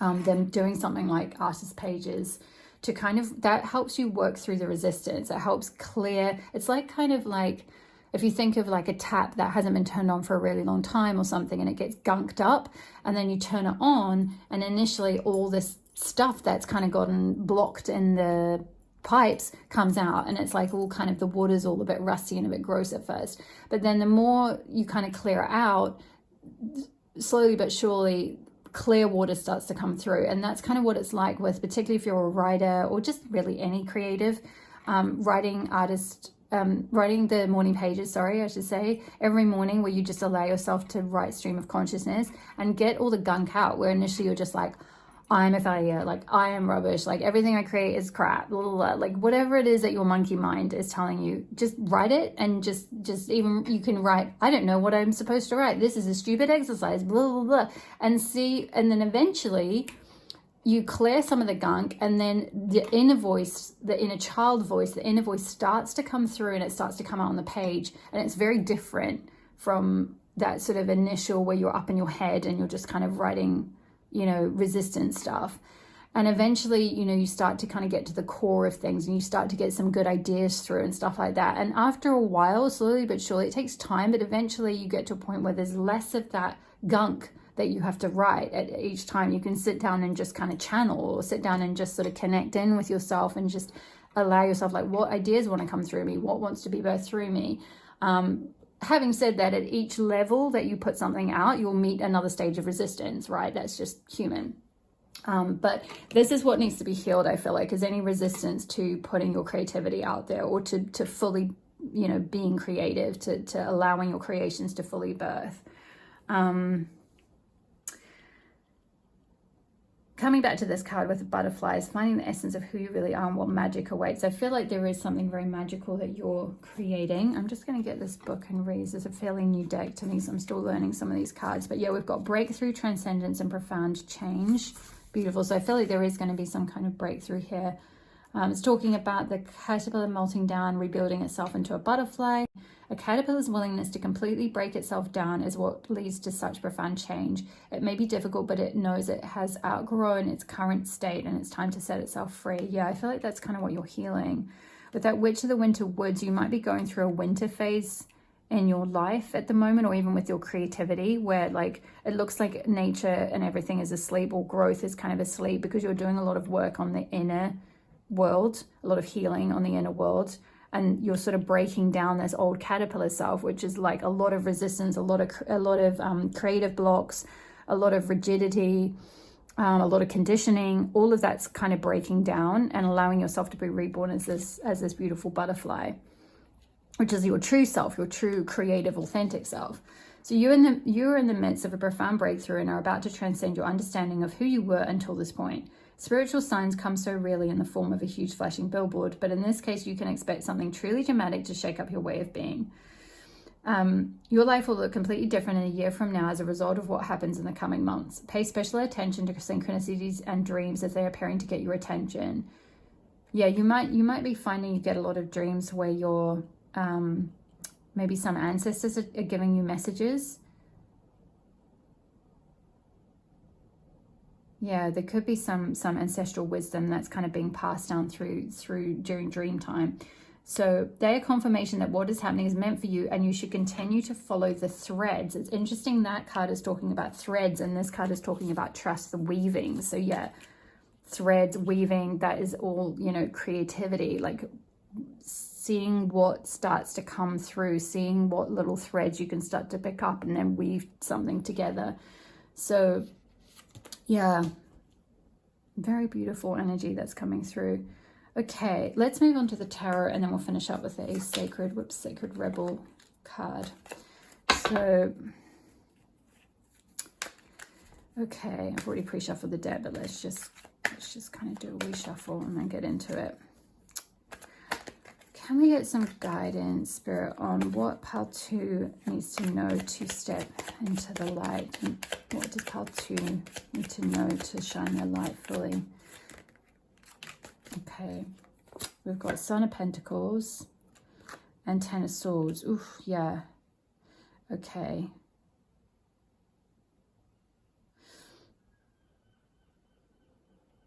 What I'm getting from this, yeah, there may have been an ending recently. Some cycles closed out, something's ended. It could have been a job, it could have been a relationship, it could have been, you know, a creative project that you worked on, something that you tried to put out in the world, a business, something like that. And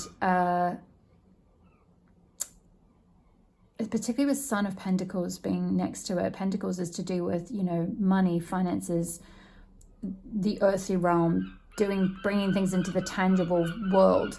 So I feel like there was something that you were, with that Son of Pentacles, or Page, that's Page of Pentacles energy, that's very like, you know, a new project, a new beginning, a new seed of something that you were working to bring into tangibility. You were working with it to try and maybe get it to take off, to try and get it to maybe start some money, to make some money. So this could be like a small business, or, you know, maybe, for example, say you create some kind of craft product or art product. It could be that you started putting that out in the world, selling it on Etsy, for example, or selling it at fairs or something like that. And that's recently come to an end. Maybe something didn't work out. And it's interesting, the card there, I don't know, I didn't mention it, you may have seen it pop out. The Five of Pentacles popped out before I'd even started shuffling, which is an energy of disappointment. So I feel like there's this disappointment around something to do with your creativity, which is also why the hope fight has come out. So don't lose the hope. Don't lose your trust and faith in your abilities and yourself. Despite this setback, despite this ending, despite this thing that's maybe you're perceiving as a failure, but I feel like it's not a failure, it's just part of your journey, it's a step along the way. Let's get a little bit more, can we get a bit more, get a clarifier on this Ten of Swords? Can you tell us more about this Ten of Swords, please, Spirit?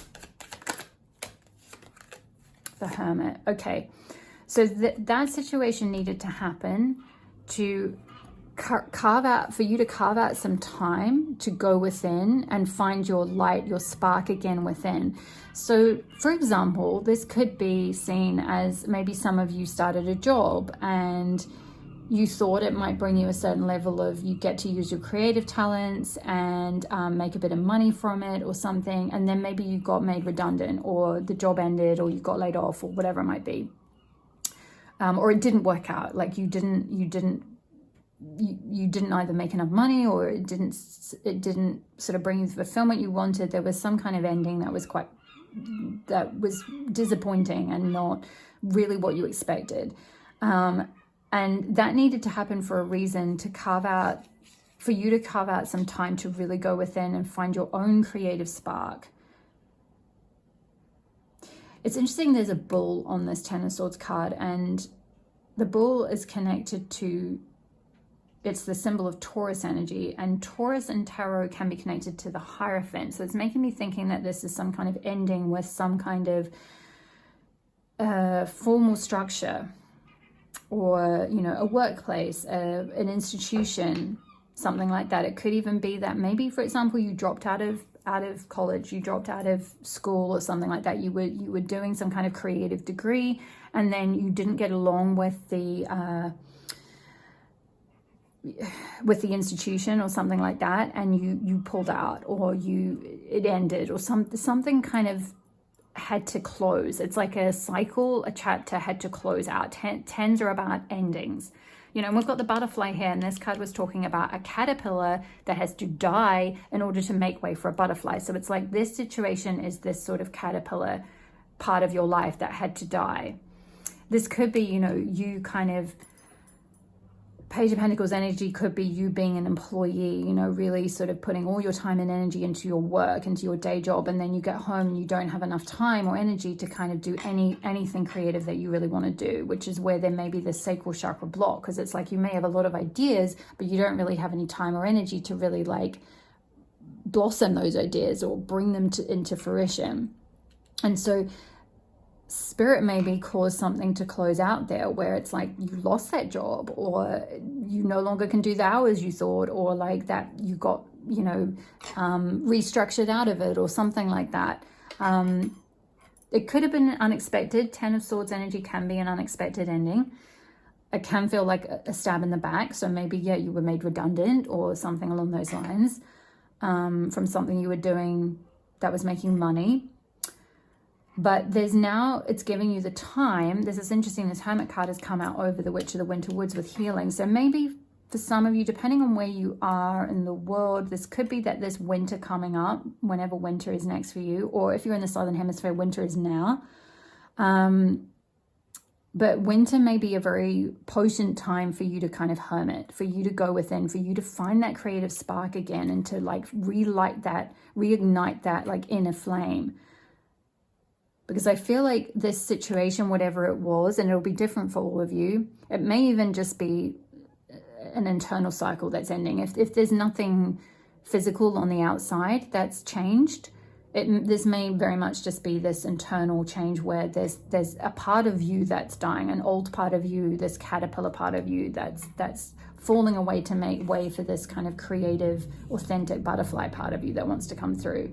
For some of you, it may have played out externally as well, though, where because you're going through that transformation, because you're going through that process, vibrationally, you don't fit in that environment anymore.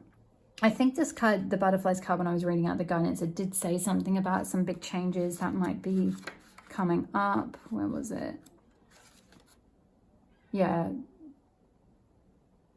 You can expect something truly dramatic to shake up your way of being. Whether or not this change is a result of a devastating event or a happy coincidence is unknown. Either way, your life will look completely different a year from now as a result of what happens in the coming months. So don't take this as, I don't feel like this is something that's coming. This is something that has happened. So this isn't a prediction of like something terrible is going to happen. No, that's not what we're using the cards for here. But for some of you, this may be describing your recent past, or, you know, even a little while ago where, you know, you went through some kind of difficult, painful ending, or there was some big cycle that closed out that was maybe a dramatic and unexpected change. And you're now in this hermiting process. It's given you the opportunity to take some time out, to do some healing, to kind of, you know, go on a like creative retreat maybe. Hermit your energy, not sort of be so reliant on others, and just kind of start to listen to your own creative spirit. You know, and this is the tortoise in this card. Tortoises move very slowly. It's very gradual energy, but very wise energy, very grounded energy. So if you're feeling like you're on a slowdown, there's a reason for that. It's like maybe with this job that you were doing, if this was a job or you know, a way that you were trying to put your creative work out in the world, it was something that maybe would have eventually burnt you out. Maybe you were trying to do it too fast or something like that. Whatever the reason was, it's like there's this slowdown that's happening, you know, like winter, everything slows, there's no more growth. It looks like everything is dying, but it's just conserving its energy. It's pulling it down under the surface, like, you know, so it's not out there kind of shining its light right now. It's pulling it underneath so that it can conserve and essentially regenerate so that it can bloom again. And it's like what you're regenerating into is something completely different. It's like the caterpillar self is dying to make way for the butterfly to be rebirthed, which I feel like is very kind of creative energy. We've got 3 of Swords on the bottom, which can be heartbreak. So this could have been the end of a relationship. Maybe it was something where like you didn't have the opportunity to be very creative because a lot of your time and energy was going into the relationship, or the other person you were with didn't really support your creative goals or aspirations, or they weren't very encouraging or something like that. Maybe they sort of belittled you or something. I've got this sort of energy with this Son of Pentacles of like trying to hit your head against a brick wall. Like it's like his head is down and he's going forward and he's trying to persist with all this darkness around him. It's like you can't really see where you're going. It's just like, oh, I've got to keep going forward. There's this kind of striving energy here. And it's interesting, the only color on these 2 cards is this orangey color, the same as your Sun card, this strong orange sacral chakra energy that's coming through.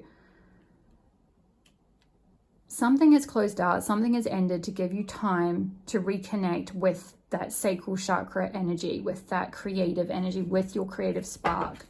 Let's get a little bit more.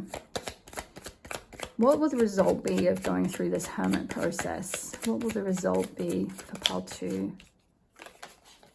Oh, amazing. I love this. 8 of Wands. Movement. Yeah. So you're being slowed down. It's like you're being slowed down and pulled back. Kind of like the way like the tide goes out.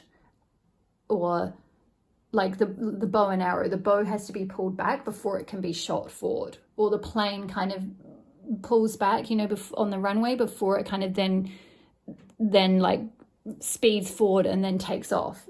This card talked about breakthrough, and we've got 8 of Wands, which is like breakthrough. And Wands energy is creativity energy. It's power, it's manifestation, it's spiritual energy, it's spark, it's life force. So there's something that's going to just like going through this hermit time, this healing time, and this retreat and withdrawal from the world is going to reignite your creative spark, and then you're going to be able to shoot things out into the world. And I love how also in this card we've got this sort of the same kind of thing, you know, like all the rays that are shining out. It's like sharing all your stuff out in the world, like suddenly able to kind of like put things out there, suddenly having movement forward with things.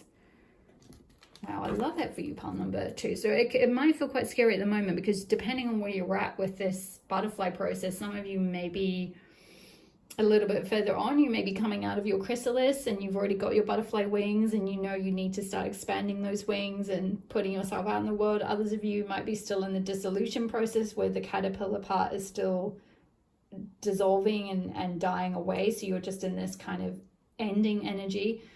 Some of you might be inside the chrysalis right now, where nothing much is happening. There's not much growth. There's not really anything going on the outside, but you're just in this hermit mode. You're in this kind of winter phase.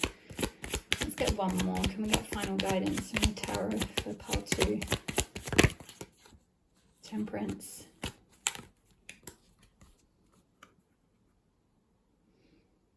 Balance. Temperance, balance. We've got this fire, more orange energy.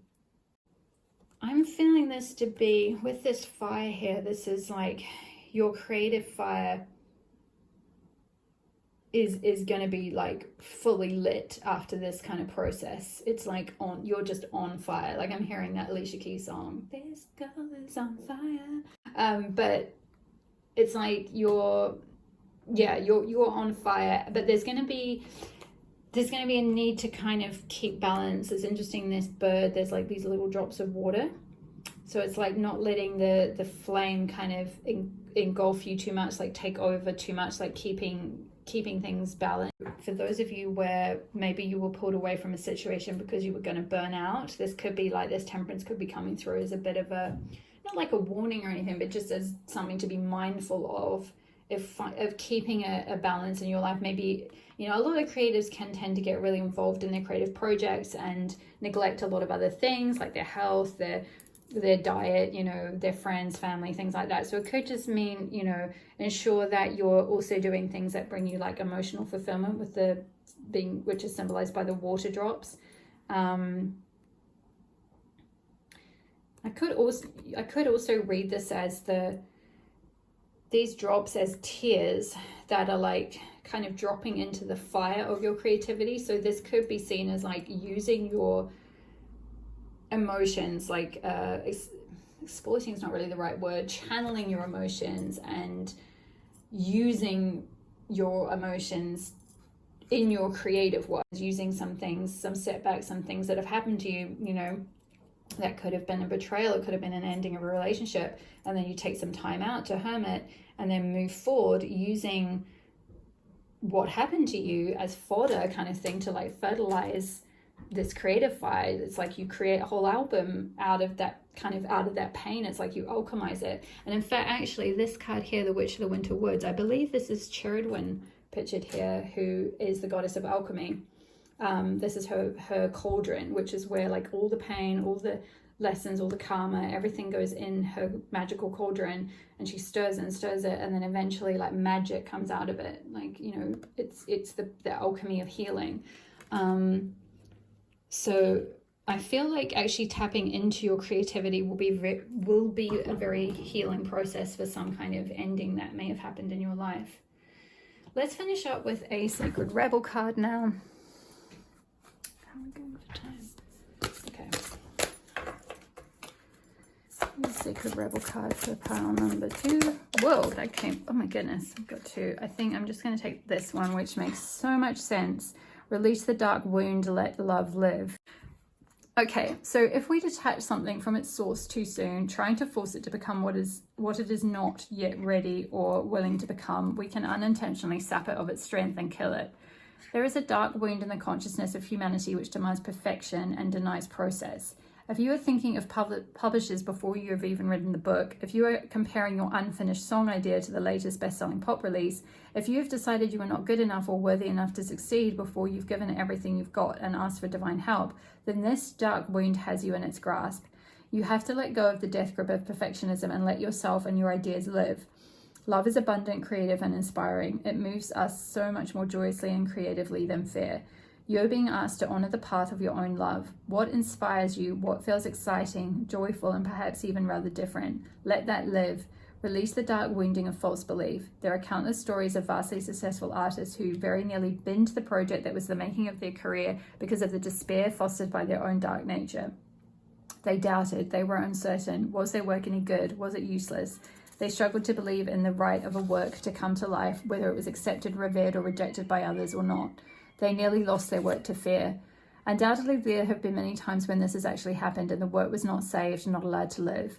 Do not let this happen to you. Whether something is meant to be commercially oriented venture or a more personal creation for your own therapeutic healing, Witch of the Winter Woods with healing, there may well be some creations that are just going to be healing processes for you. It must be allowed to be, without judgment, without criticism, even without premature evaluation. It must be allowed to be what it is, and only time, love, patience, and attention will reveal it. That's that hermit energy. That's very patient energy. So the healing process is, say the declaration below out loud 3 times, be in your heart, and really feel what you are expressing. And I'll hold it up to the camera so you can take a screenshot and do it in your own time if you like.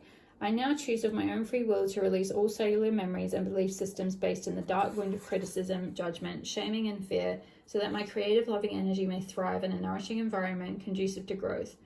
Through all time and space, through all dimensions of my being, through unconditional love, so be it. Yeah. I sort of feel like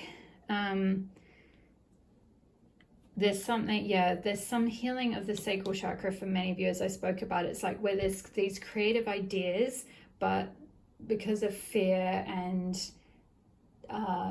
perfectionism and things like that, comparison and all of that, it's like those ideas aren't being allowed to either like fully grow to completion, or if they have grown to completion, you're then not kind of sharing it with anyone else, which is more of a solar plexus block.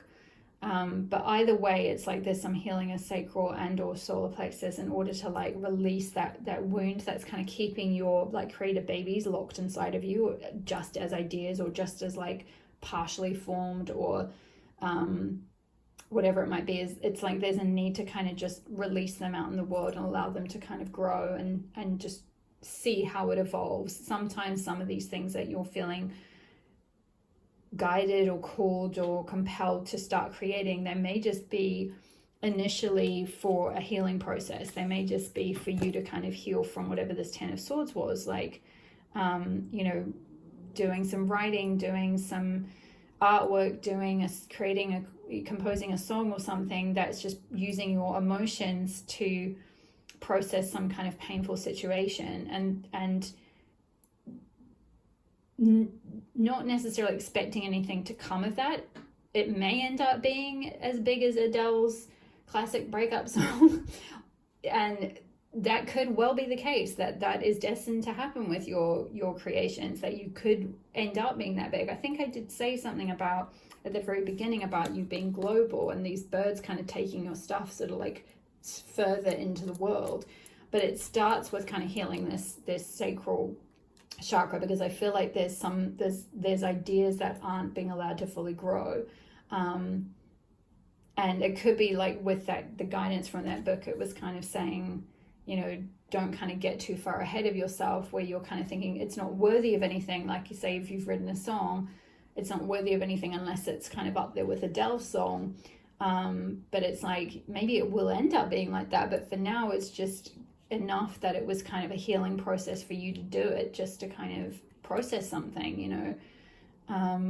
You just never know what you might use. And again, that weaving, it's coming back to that weaving thing. It's like you never know what you may weave together, like how you might kind of take these different threads of different things that you've started over the years, or different ideas you've had, and weave them all into something. You know, I've seen countless interviews from writers and things, and I've talked about this in a previous reading, so you may have come from that same reading, but there's countless interviews with writers who have started manuscripts or book ideas and then put them in a desk for like, I don't know, 5 years, 10 years, 15 years, something like that. Neil Gaiman talks about this actually. And it's just not the right timing for that particular thing. And sometimes, you know, sometimes that's because of the writer's fear. Like maybe they've already put one thing out and then they've got that fear of like, you know, one-hit wonder syndrome or whatever it is, you know, where you do one thing that's good and then it's like, oh, is this ever going to live up to that? Or, you know, it might just not be the right timing for something. So, yeah, just, you know, I mean, it's interesting. I'm being guided to talk about, I started with my business. I had another business. For those of you that are on my Instagram, you might know if you scroll back down through my old posts, I had a business a few years ago. It was kind of just, was it during COVID I started it? I forget now. Maybe it was just before, called Goddess Renaissance, which was kind of like the early seedling of what I have now as Elle's Temple. And I did a few blog posts. My writing wasn't that good then, I don't think. It wasn't, I was early days trying to write this kind of stuff. I wasn't as connected as a channel, so the writing took a lot longer. I remember being very plagued by perfectionism. Every time I put a post out, it took me ages to write them. Now I write them in a few hours because I channel most of what I write. My psychic channel, or my channel with the goddess, has grown stronger and stronger as the years have gone on, so it's so much easier and I'm more connected with that energy, and I have sort of certain rituals that I do to kind of connect with it, so it just flows so much more. But like, you know, you could see that earlier thing if you looked back and you were like, oh, what happened to that business? Like, you know, I had a few clients at the time, and I did a program. I ran a like 7-week program, and then I closed it down before I ended up going traveling for a while, and I didn't run it when I went traveling, and it shut down.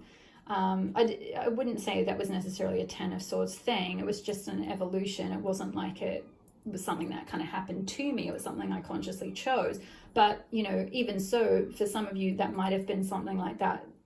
The reason I'm being told to talk about this is because maybe you did something similar, where something you may be perceiving as a failure, which I did at the time. Now I don't think of it that way, because to me it was just like, now I see it as that was a part of the evolution, butterfly's evolution. It was a part of me growing into what I do now with Elle's Temple. Elle's Temple is a lot more like, I've rooted this business a lot more. So it's growing in a very different way. You know, I'm fully, like, I'm allowing, speaking about that release the dark wound, let love live, I'm allowing the things that I put out to kind of go out. And some of them, you know, it's like, I mean, I'm maybe not a very good example because I'm not like sort of super famous or anything. I don't really, you know, have a massive following yet. It's growing.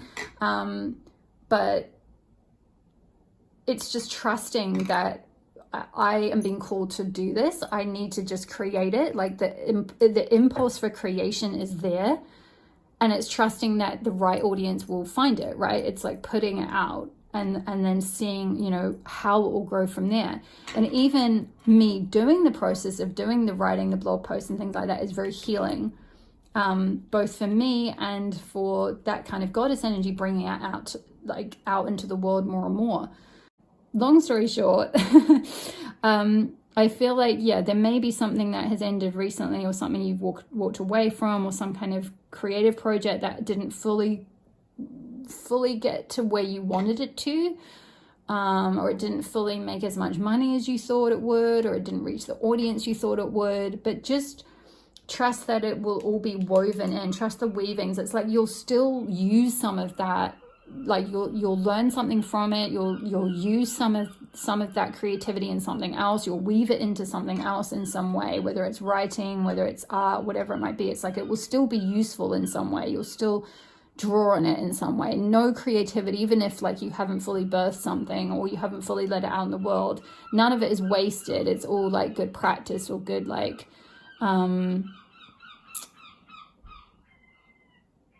it's the process. Coming back to what this card was saying, it's like trust the process, not the result. It's not necessarily about the result. It's focusing more on the process, and do you enjoy the process, and then doing that more and more and more. Anyway, that was a very long, I'm sorry to go into so much detail. For those of you that are still with me, congratulations, you've reached the end of the reading. Well done. All the best on your path. Thank you so much for listening, for being here, for supporting my channel. I appreciate each and every one of you so much. Comment below if you feel called to comment, even if you just leave me an emoji. It helps my channel to grow so much. I appreciate each and every one of you who's been doing that truly. Hit the like button. It helps tell the algorithm to send my readings around to others who may not have seen this content. Hit the subscribe button if you're not already part of the community. I would love to have you here. If you feel called to check out more goddess content, I also have a Patreon where I do deeper path working and in-depth goddess readings. I have 2 tiers available and a 7-day free trial. The link is in my description box below. Check out my website, ellstemple.com, ELLESTEMPLE.com. The link to that is also below. You can sign up to my newsletter on my website. I send that out every new moon and full moon, Cosmic Goddess newsletter with the upcoming astrology, any kind of big goddess asteroid shifts that are going on, any news and any updates that are going on in the temple, and also the links to my latest blog posts on there as well. You can also see my blog on my website, and I offer private readings and goddess asteroid birth chart readings, and all my programs are on there too. I've got a Dark Goddess Circle coming up later in the year, so sign up to find out more news. Sign up to my newsletter to find out more news on that when that goes live. Otherwise, I think that is it. Thank you so much for listening. All the best with stepping into your light. Pile number 2. Don't let that perfectionism hold you back. And I will see you in the next reading. All my love. Bye. Hi there, pile number 3. If you chose the Sun card from the Tarot Cards of Modern Goddesses, then this will be your reading on It's Time to Shine Your Light. Messages from Goddess Yhi, the Aboriginal goddess of the sun. So, pile number 3, I'm going to begin with some channel messages that are coming through from this card, and then we'll take a look at some oracle decks. I haven't pre-pulled any cards yet, so I'm going to live shuffle and get a few different cards to support the channel messages on how shining your light might play out in your life. And then we'll get some tarot as well to get some additional guidance on how you can step into the light and what may be blocking you. So let's begin with the channel messages. So what's coming through really strongly from this card is taking up the spotlight is what I'm hearing, coming into center stage. Really like shining your light for you, pile number 3, is really going to be like being seen, getting comfortable being seen, being visible, taking center stage in a big way. I feel like in this particular, this is this tarot deck, the tarot cards of modern goddesses, each card depicts both a goddess as well as like an example of a modern day person, modern day woman who embodies that energy of that tarot card. So in this case, the goddess is Freya, who I actually did a blog post about very recently, the Norse goddess of love and beauty, fertility, and also war. And the figure who is represented here is Oprah Winfrey. So with both of those goddesses, or both of those figures, there's this energy of like really shining bright, really showing your beauty, like really being out in the world. You know, Freya is a very brave, confident goddess. You know, she blazes her chariot across the sky, her cat-led chariot. You know, she's very bold, she's very beautiful, she's very confident in herself. So there's this energy of really, yeah, like possibly trailblazing, you know, putting yourself out in the world in a really big way. You know, if you think of Oprah Winfrey, whether you like her or not, we're not going to get into that in these readings. This is really about the archetype, and it's really about the energy of like using it as an example of like, you know, even if you don't follow that person or you don't like them or whatever, or their political ideas or anything like that, it's just that kind of energy of like, you know, she is certainly someone who is extremely well known. You know, she's probably a household name around the world, around most of the world. She has her own network, literally the Oprah Winfrey Network, OWN, own. She has her own network where she puts out all her own content. You know, she does a lot of interviews with spiritual luminaries. So I did kind of pick up when this card came out for you, Pile 3, there may be something around doing interviews with people. It could be, you know, through a podcast or on YouTube or in person, maybe even on television or something. Although I feel like analog TV is maybe not really, even though that was the medium that made Oprah Winfrey famous. I don't really get really strongly that that's kind of the main way that you would become well known or that you will shine your light, though you may end up on TV or something. Like, for example, I'm just being shown like a morning segment on the news, so maybe somehow someone picks up on something that you do, however it is that you shine your light, and then you get like invited onto a segment on TV, and maybe you get interviewed as well, or maybe you do end up you know, you put something out. It's like there's something around media, there's something around like you put something out, say on TikTok or on YouTube or on some other platform, and then it gets picked up, and then someone invites you, for example, to kind of then come on their show or something like that, you know, or it sort of takes things even further. It's like you get to shine your light in a really big way.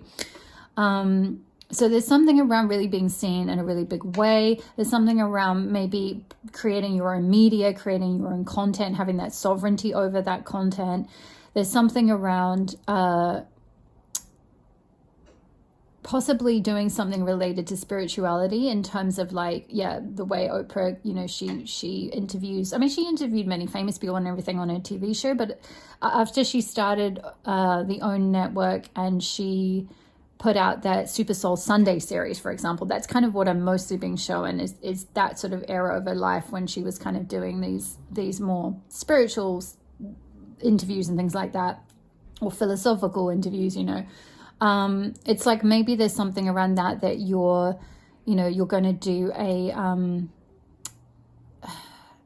yeah, it could be some kind of like starting a, what are those things called, webinar with like different guests, and you interview a number of different guests on their like spiritual perspective or on their spiritual work, their spiritual gift, you know, whatever it might be. And you're like the kind of facilitator of it. You're like the personality, the one who does the interviewing, or who, you know, is the kind of center of it kind of thing. So there's something along those lines for some of you. For others of you, yeah, maybe that you do that kind of thing, but on a podcast, or it could be doing public speaking. There was a little bit of that for pile 1. So if you felt drawn to pile 1, there could be crossovers between pile 1 and this pile. Excuse me. Oprah Winfrey also had her own, she put out her, I don't know if it's still going, but she had her own magazine for a while. So it's something like, yeah, media, publishing, putting yourself out there,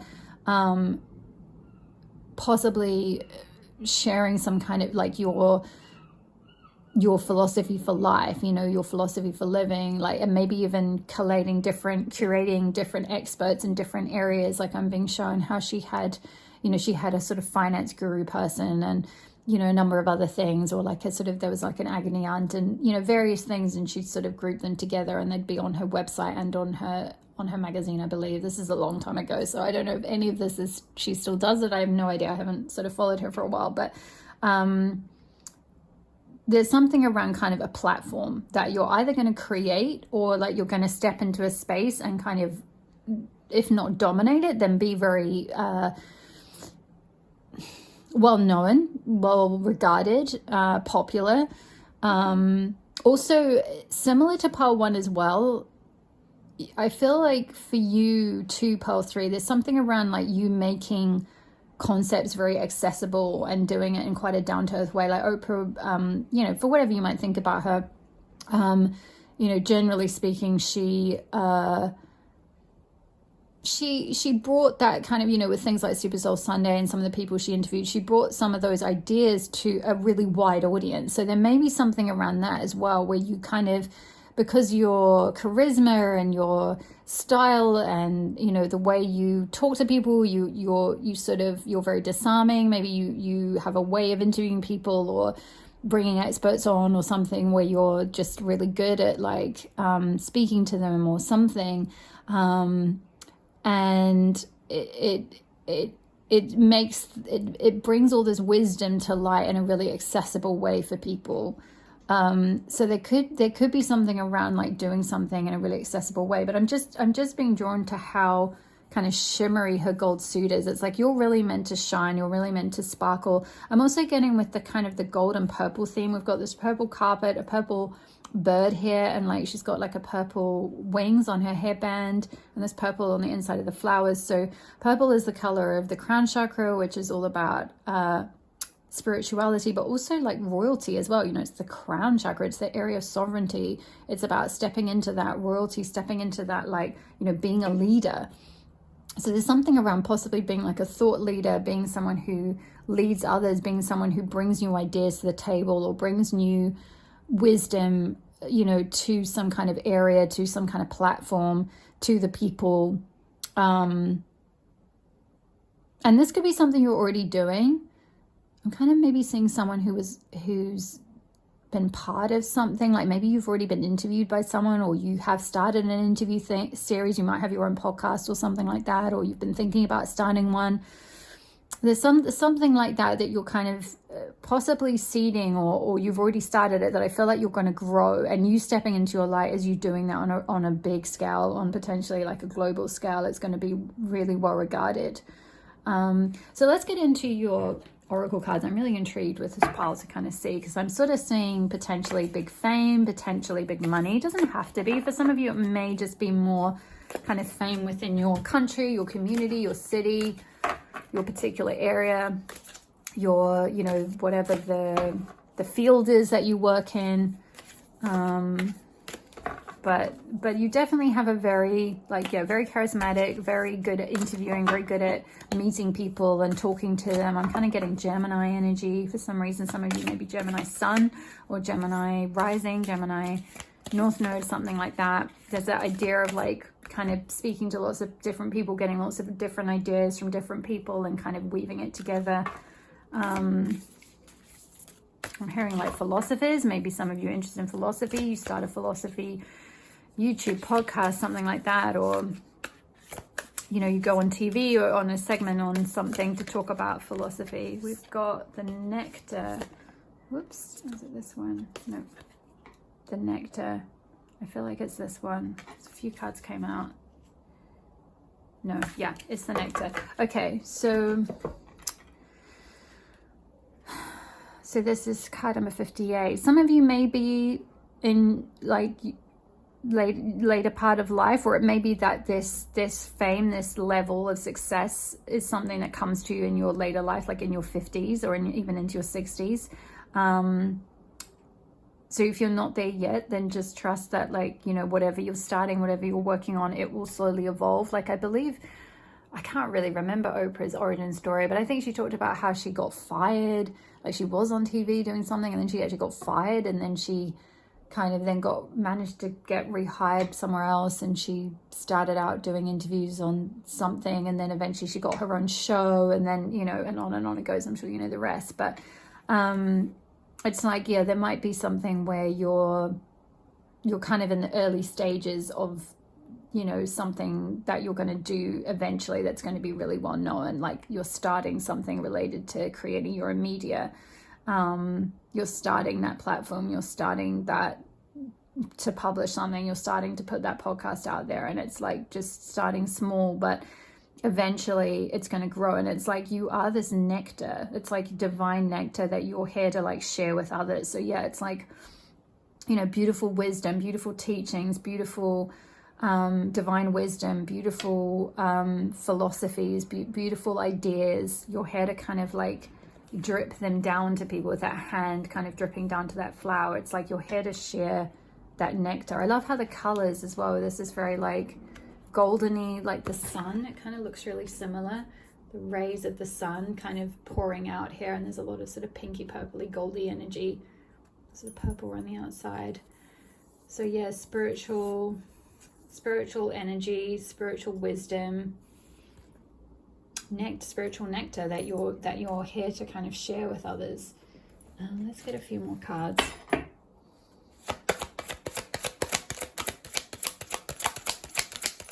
I've got a Wild Woman Oracle for pile number 3.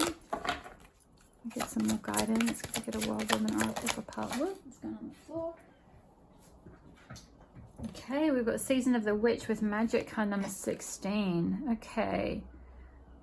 I'm getting from this that, yeah, maybe for some of you, you're really into witchy stuff. It could be that the stuff that you're putting out there, that you're sharing, is related to, you know, you may identify or may take ideas from, say, paganism, Wiccan, other kind of pagan belief systems, or something like that. Or you may sort of dabble in magic or witchy practices, you know, manifesting techniques, you know, writing, like you might keep a grimoire, or you might write your own spells, or create, or just do like rituals, something like that. There might be something around like, yeah, a platform or something where you can share your like witchy philosophies, witchy ideas.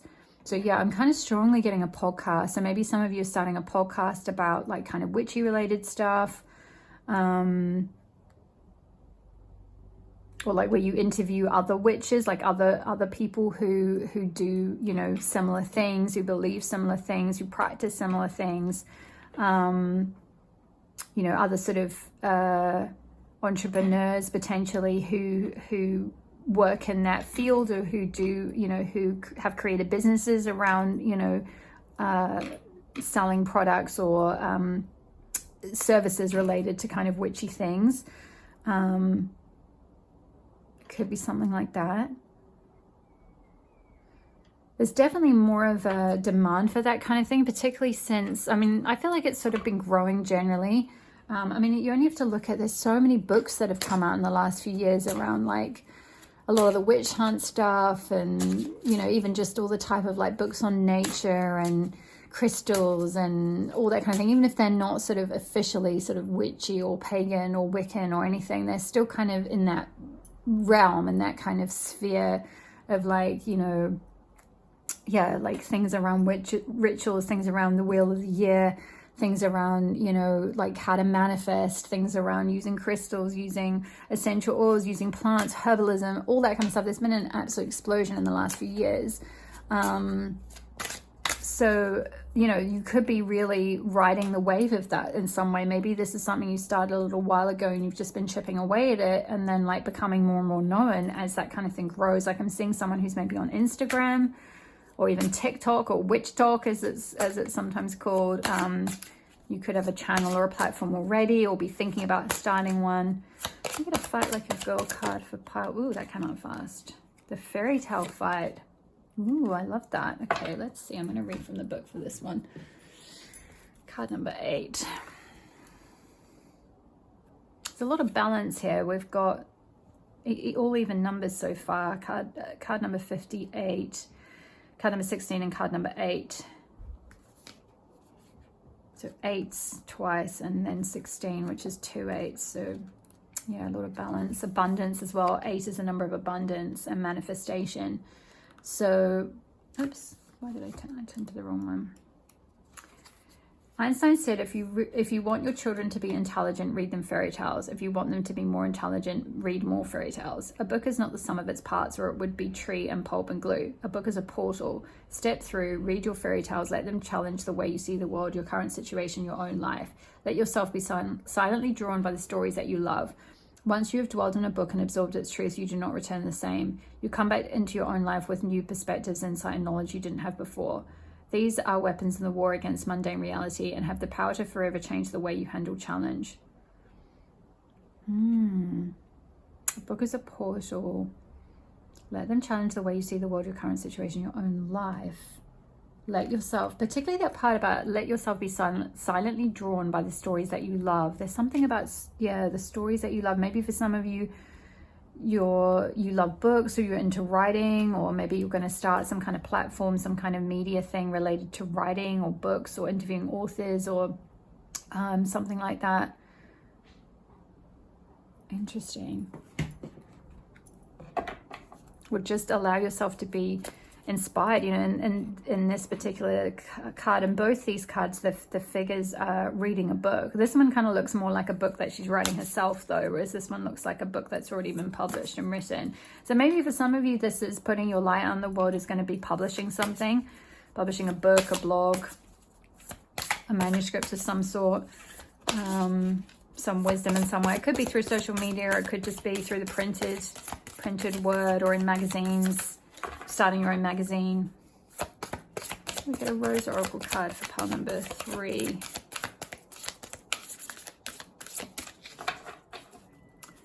Can we get a Rose Oracle card for pile 3? Ooh, not 2. I feel like it's this one. Temple of the Rose. Ancient power, expression, activation, and scarlet codes. Yeah, expression's really sticking out. There's something that you're here to express. There's something that this nectar, there's something that you're here to share.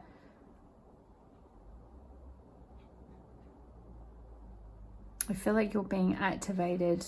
There's some kind of coding that lies within you that's being activated to like release this nectar, which is like this divine wisdom, this divine nourishment. Nectar is like the nectar of the gods. It's like nourishing. It's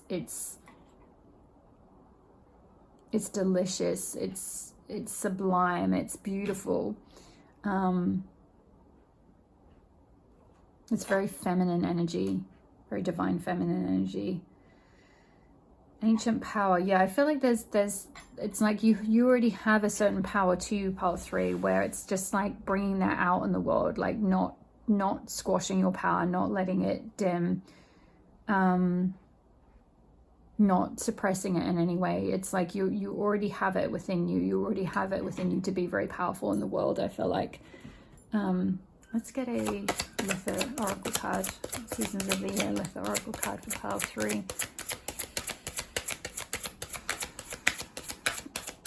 The other thing, if you didn't identify as, or didn't resonate with how I read that card, Season of the Witch, in terms of having anything to do with witchy stuff, if not, it could just be that over that time, which is like kind of, we've got the pumpkin there, so over Halloween or Samhain, the end of October, could be a significant time for you to step into the world a little bit more, to share your magic, share your wisdom in some way, put yourself out there in some way. It could be quite a potent time to work with that portal, to work with that energy.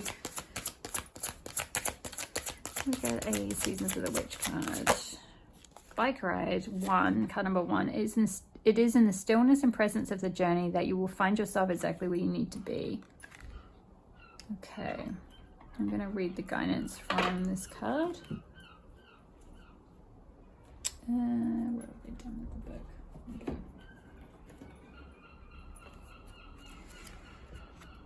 Okay.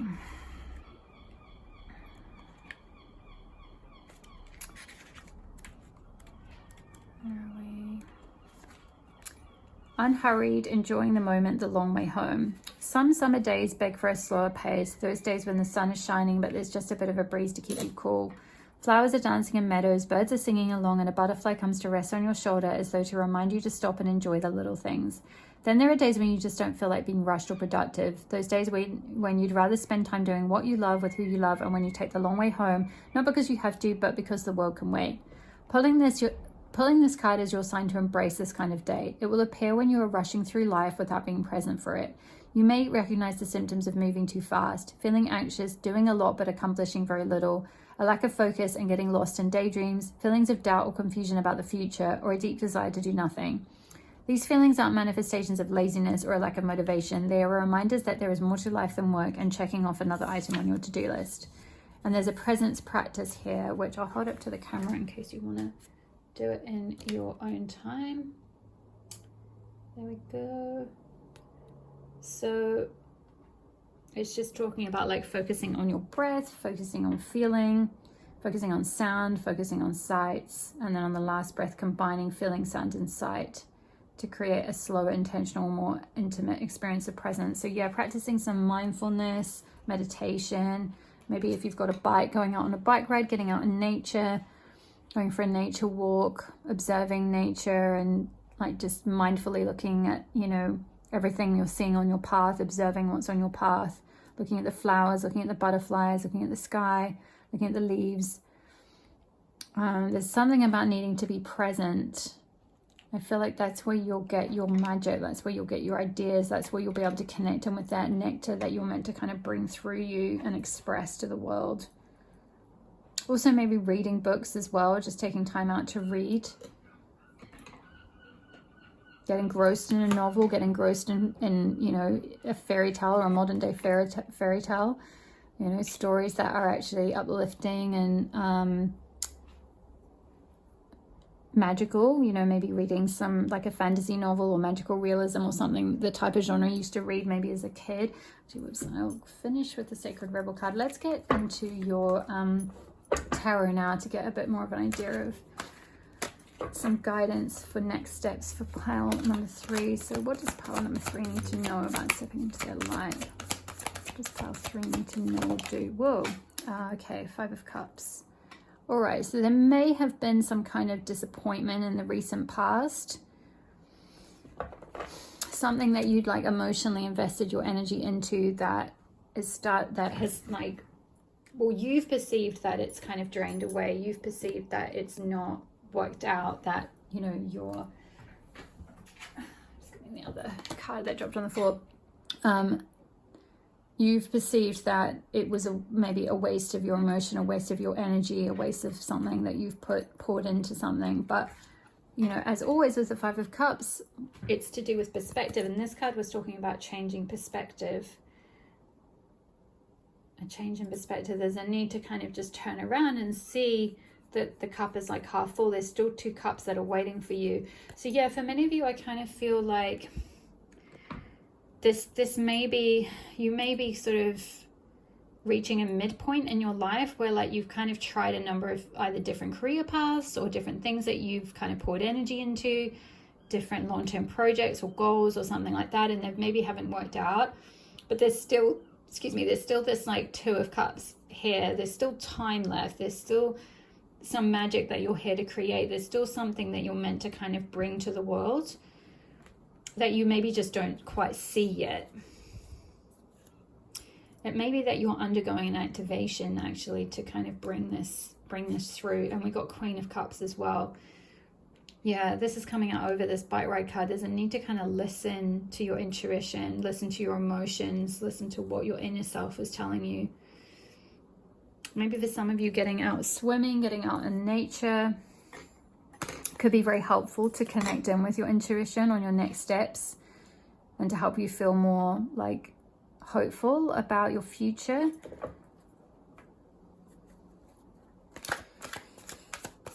What are the next steps for pile number 3? What does pile 3 need to know about stepping into the light? Ooh, Ace of Swords. Yeah. Once you've taken some time out to kind of really listen to yourself and your intuition, I feel like then you'll be able to get the clarity to know exactly what to do next. You'll get this aha moment. You know, Ace of Swords is about a breakthrough. It's about a new beginning that can happen very quickly. You can get a sudden aha moment, a sudden epiphany, a sudden creative idea, a sudden like opportunity may come through, or some sort of offering possibly that allows you to have sovereignty here, with that crown being on the sword. It's like you're suddenly like, I'm taking the reins of my life, I'm taking control, this is what I'm going to do, this is how I'm going to lead my life from now on, or this is what I want to create, this is what I want to start, this is what I want to put out there. It's like you're taking the bull by the horns, you're taking the sword and like putting it out into the world, like, yes, this is me, this is what I'm here to do. It's like you're getting that clarity finally on exactly what this like next phase of your path and shining your light. Because I feel like it maybe has been a bit of a circuitous path for you, path 3. You've maybe tried a lot of different things, and for you, you may perceive that they haven't worked out, but I feel like it's all been part of the journey. Like it's all things that you're going to kind of weave into, you know, what you finally do. And then we have 3 of Wands, beautiful. I think either Pile 1 or Pile 2 also got 3 of Wands in a similar position right at the end of the reading.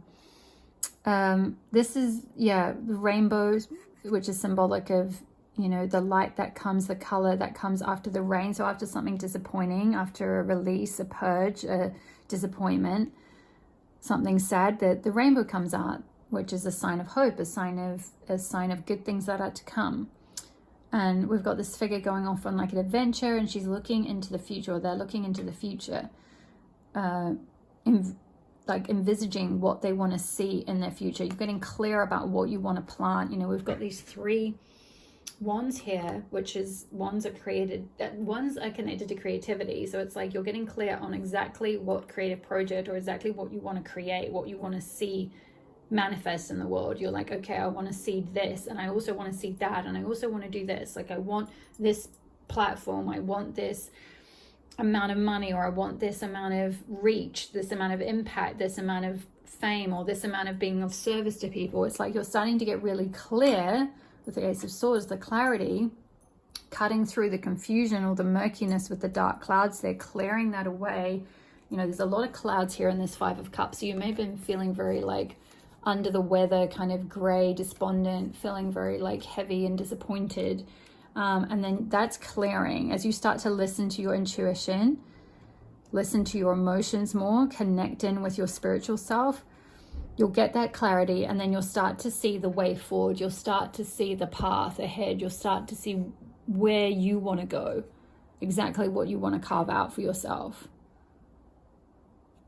And I'm just noticing there's a lot of blue on this card, which is connected to the throat chakra, which is all about your self-expression, expressing your truth, expressing your authenticity. You know, it can be linked to writing or speaking, all of that. Just, sharing your truth, sharing your creativity, sharing your ideas, expressing yourself more.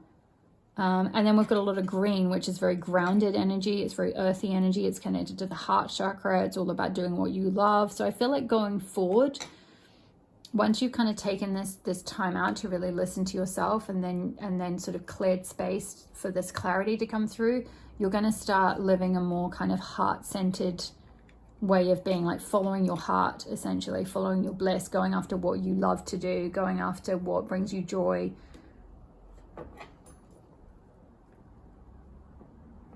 Talking about bliss, and we've got nectar, which is that very much that like divine bliss energy. But there's a need to maybe take some time to really listen to yourself, like and connect in with like, what does bring me bliss, what does bring me joy, what do I really like doing, what feels good for me, what do I want to put out in the world, how do I want to share my truth. I feel called to read the Temple of the Rose card.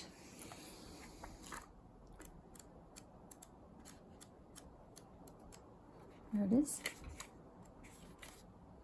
For millennia, feminine power expression, what was I just saying about expression with the throat chakra, and wisdom have been suppressed. As a result, the feminine has been silenced, dismissed, and disrespected. We've become disconnected from the earth, the mother, and have stopped revering our elders. But times are finally changing, and we're all part of this change. Every time we honor our body, express our wisdom, share our voice, and connect with our sensuality, we heal the sacred thread of the feminine. Every time we call back our power, we heal the sacred thread of the feminine. Every time we come together in circle, we heal the sacred thread of the feminine.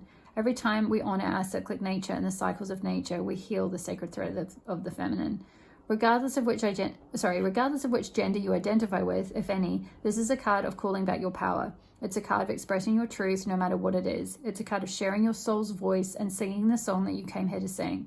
This is a card of activation. It's a call to action, and it's a remembrance. You're the child of the ancient goddess. As you express yourself, you express for all who could not. As you reclaim your power, you do so for all those who cannot. Every shackle you break through, you free those who are yet to come. Share your voice, sing your song, dance your dance, reclaim your power. This is what you came here for. And the soul inquiry is, how are you being called to call back your power, express your truth, or honor the cyclic nature within? Beautiful, yeah. Definitely power, sovereignty with the crown and with the sort of the gold hairband on her crown chakra here as well with the sun card. Oprah Winfrey is very, you could, arguably she's pretty powerful. She has her own media platform, so there's something around stepping into your power here for sure.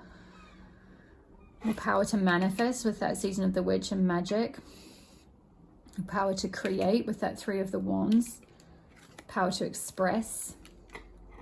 3 of wands I meant to say. Let's finish up with a Sacred Rebel Oracle card.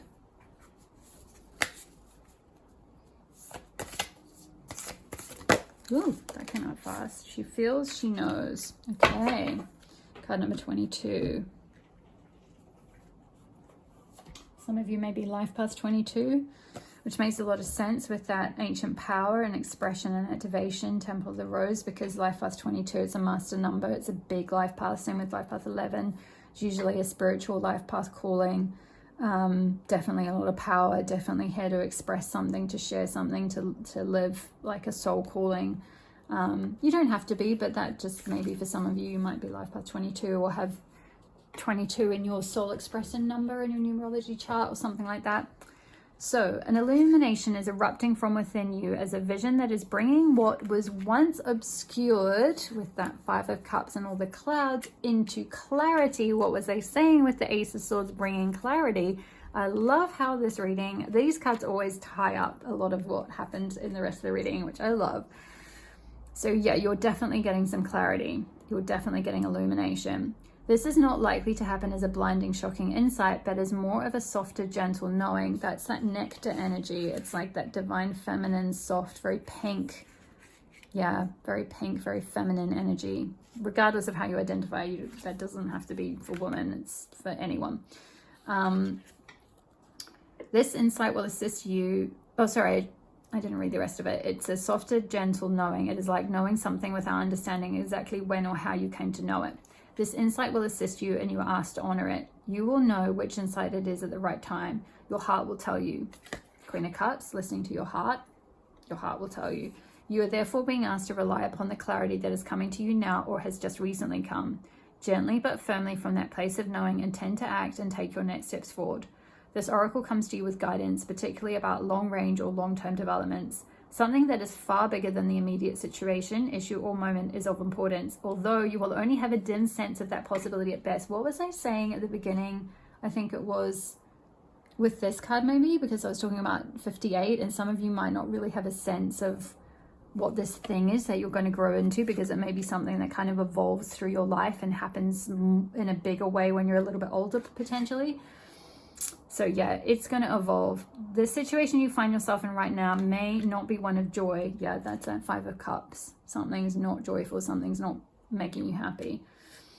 But in time, you will understand more of the bigger picture. You will come to see why things are happening as they are and how you are being helped onto the next stage. How you are being helped onto the next stage of your path, even though it may look like an obstacle right now. You are being asked to think in terms of long-term happiness. Sometimes this warrants change or even temporary restrictions in the short term. If you can't see how the present can possibly become what you sense the future to be, this message is especially relevant. Through the natural process of transformation, great leaps are indeed possible. You simply must be prepared to surrender into the process with absolute trust. This oracle brings you specific guidance. The situations in your current life are particularly geared towards a more significant manifestation that is coming to you according to your life path and purpose. Yeah, that's that Three of Wands, is manifesting something. That's that Wands energy, is being able to manifest what you visualize for yourself, the life that you want for yourself, your life path and future. This is a stage of preparation and of building a foundation that will hold you strong and centered as your creative journey unfolds and your life path becomes ever more brilliant and luminous. So keep plugging away, remain patient, but most of all, be hopeful and trust in the light you sense ahead of you, for it is the light that is within you simply revealed more fully. And all that is happening now is happening to that end. And there's a healing process here, which I'll hold up to the camera. So stand with your feet at hip width and your arms loosely and comfortably at your side, slightly away from your body. And say aloud, I feel the light of all that I am and will be unfolding from within me now. Stand still and rest your eyes on one point, or lightly close them if you can do so easily without compromising your balance. Feel, sense, imagine or perceive that there is a pure light switched on inside of you, almost as if an internal light switch was flicked on. Perceive or feel that the light is growing brighter, bigger and wider and more radiant. Allow it to shine outwards from within you, as if there was a vibrant sun at the center of your being with its rays extended outwards in all directions. I love how this is talking about sun, and this is messages from the goddess of the sun. This is such a perfect synchronicity. You are a radiant, glowing being. Can you feel the joy and uplifting happiness of this? When you are ready, say, I surrender what is into the loving fire of transformation, the light of which illuminates the present and manifests the future in the highest creative expression of unconditional love. Be with it in a light for several moments, and then place as much of your intention as possible into your feet, feeling the connection to the ground beneath you.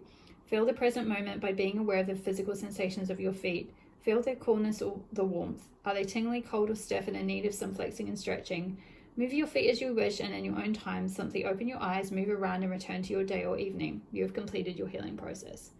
I'll hold that up to the camera so you can take a screenshot in case you want to do that again in your own time. Okay. So I feel like those are all the messages I have for you, pile number 3. I really hope that resonated for you. Drop me a comment in the description. Sorry, the description box. Drop me a comment in the comment box below if this resonated, or even just leave me an emoji. It really helps my channel to grow so much. I appreciate each and every one of you who's been leaving me comments. They bring me so much joy to read them, and I feel so uplifted when I see how the readings are resonating and how you're kind of applying the guidance to your life. It's really it means so much to me. Hit the like button if you enjoyed the reading. It helps tell the YouTube algorithm to send my readings out to others. Hit the subscribe button if you're not already part of my community. I would love to have you here. If you would like some more connection to goddess content, then check out my Patreon. I will leave the link in the description box below. I do in-depth and goddess pathworking readings over on Patreon. I have 2 tiers available, and I have a 7-day free trial. Also, check out my website, elstemple.com. I have a newsletter that you can sign up to on my website, which I send out every new moon and full moon with cosmic goddess guidance and news that is coming up in the temple, and also links to my most recent blog posts. You can check out my blog on my website. I also offer private readings and goddess astro birth chart readings. And also my programs are on there as well, my Moon Temple membership, which I'm going to be launching a Dark Goddess Circle very soon for the dark half of the year, for the Wheel of the Year, starting in Samhain. So sign up to my newsletter to hear more news about that. I would love to have you there. I'll be launching that very soon. So if you want to hear all the news about it and any special and exclusive discounts to my subscribers, then definitely make sure you're on the newsletter. Okay, my loves, all the best for stepping into your light. I hope this reading supported you in some way. Thank you so much for being here. I love each and every one of you. All the best. All my love. Bye.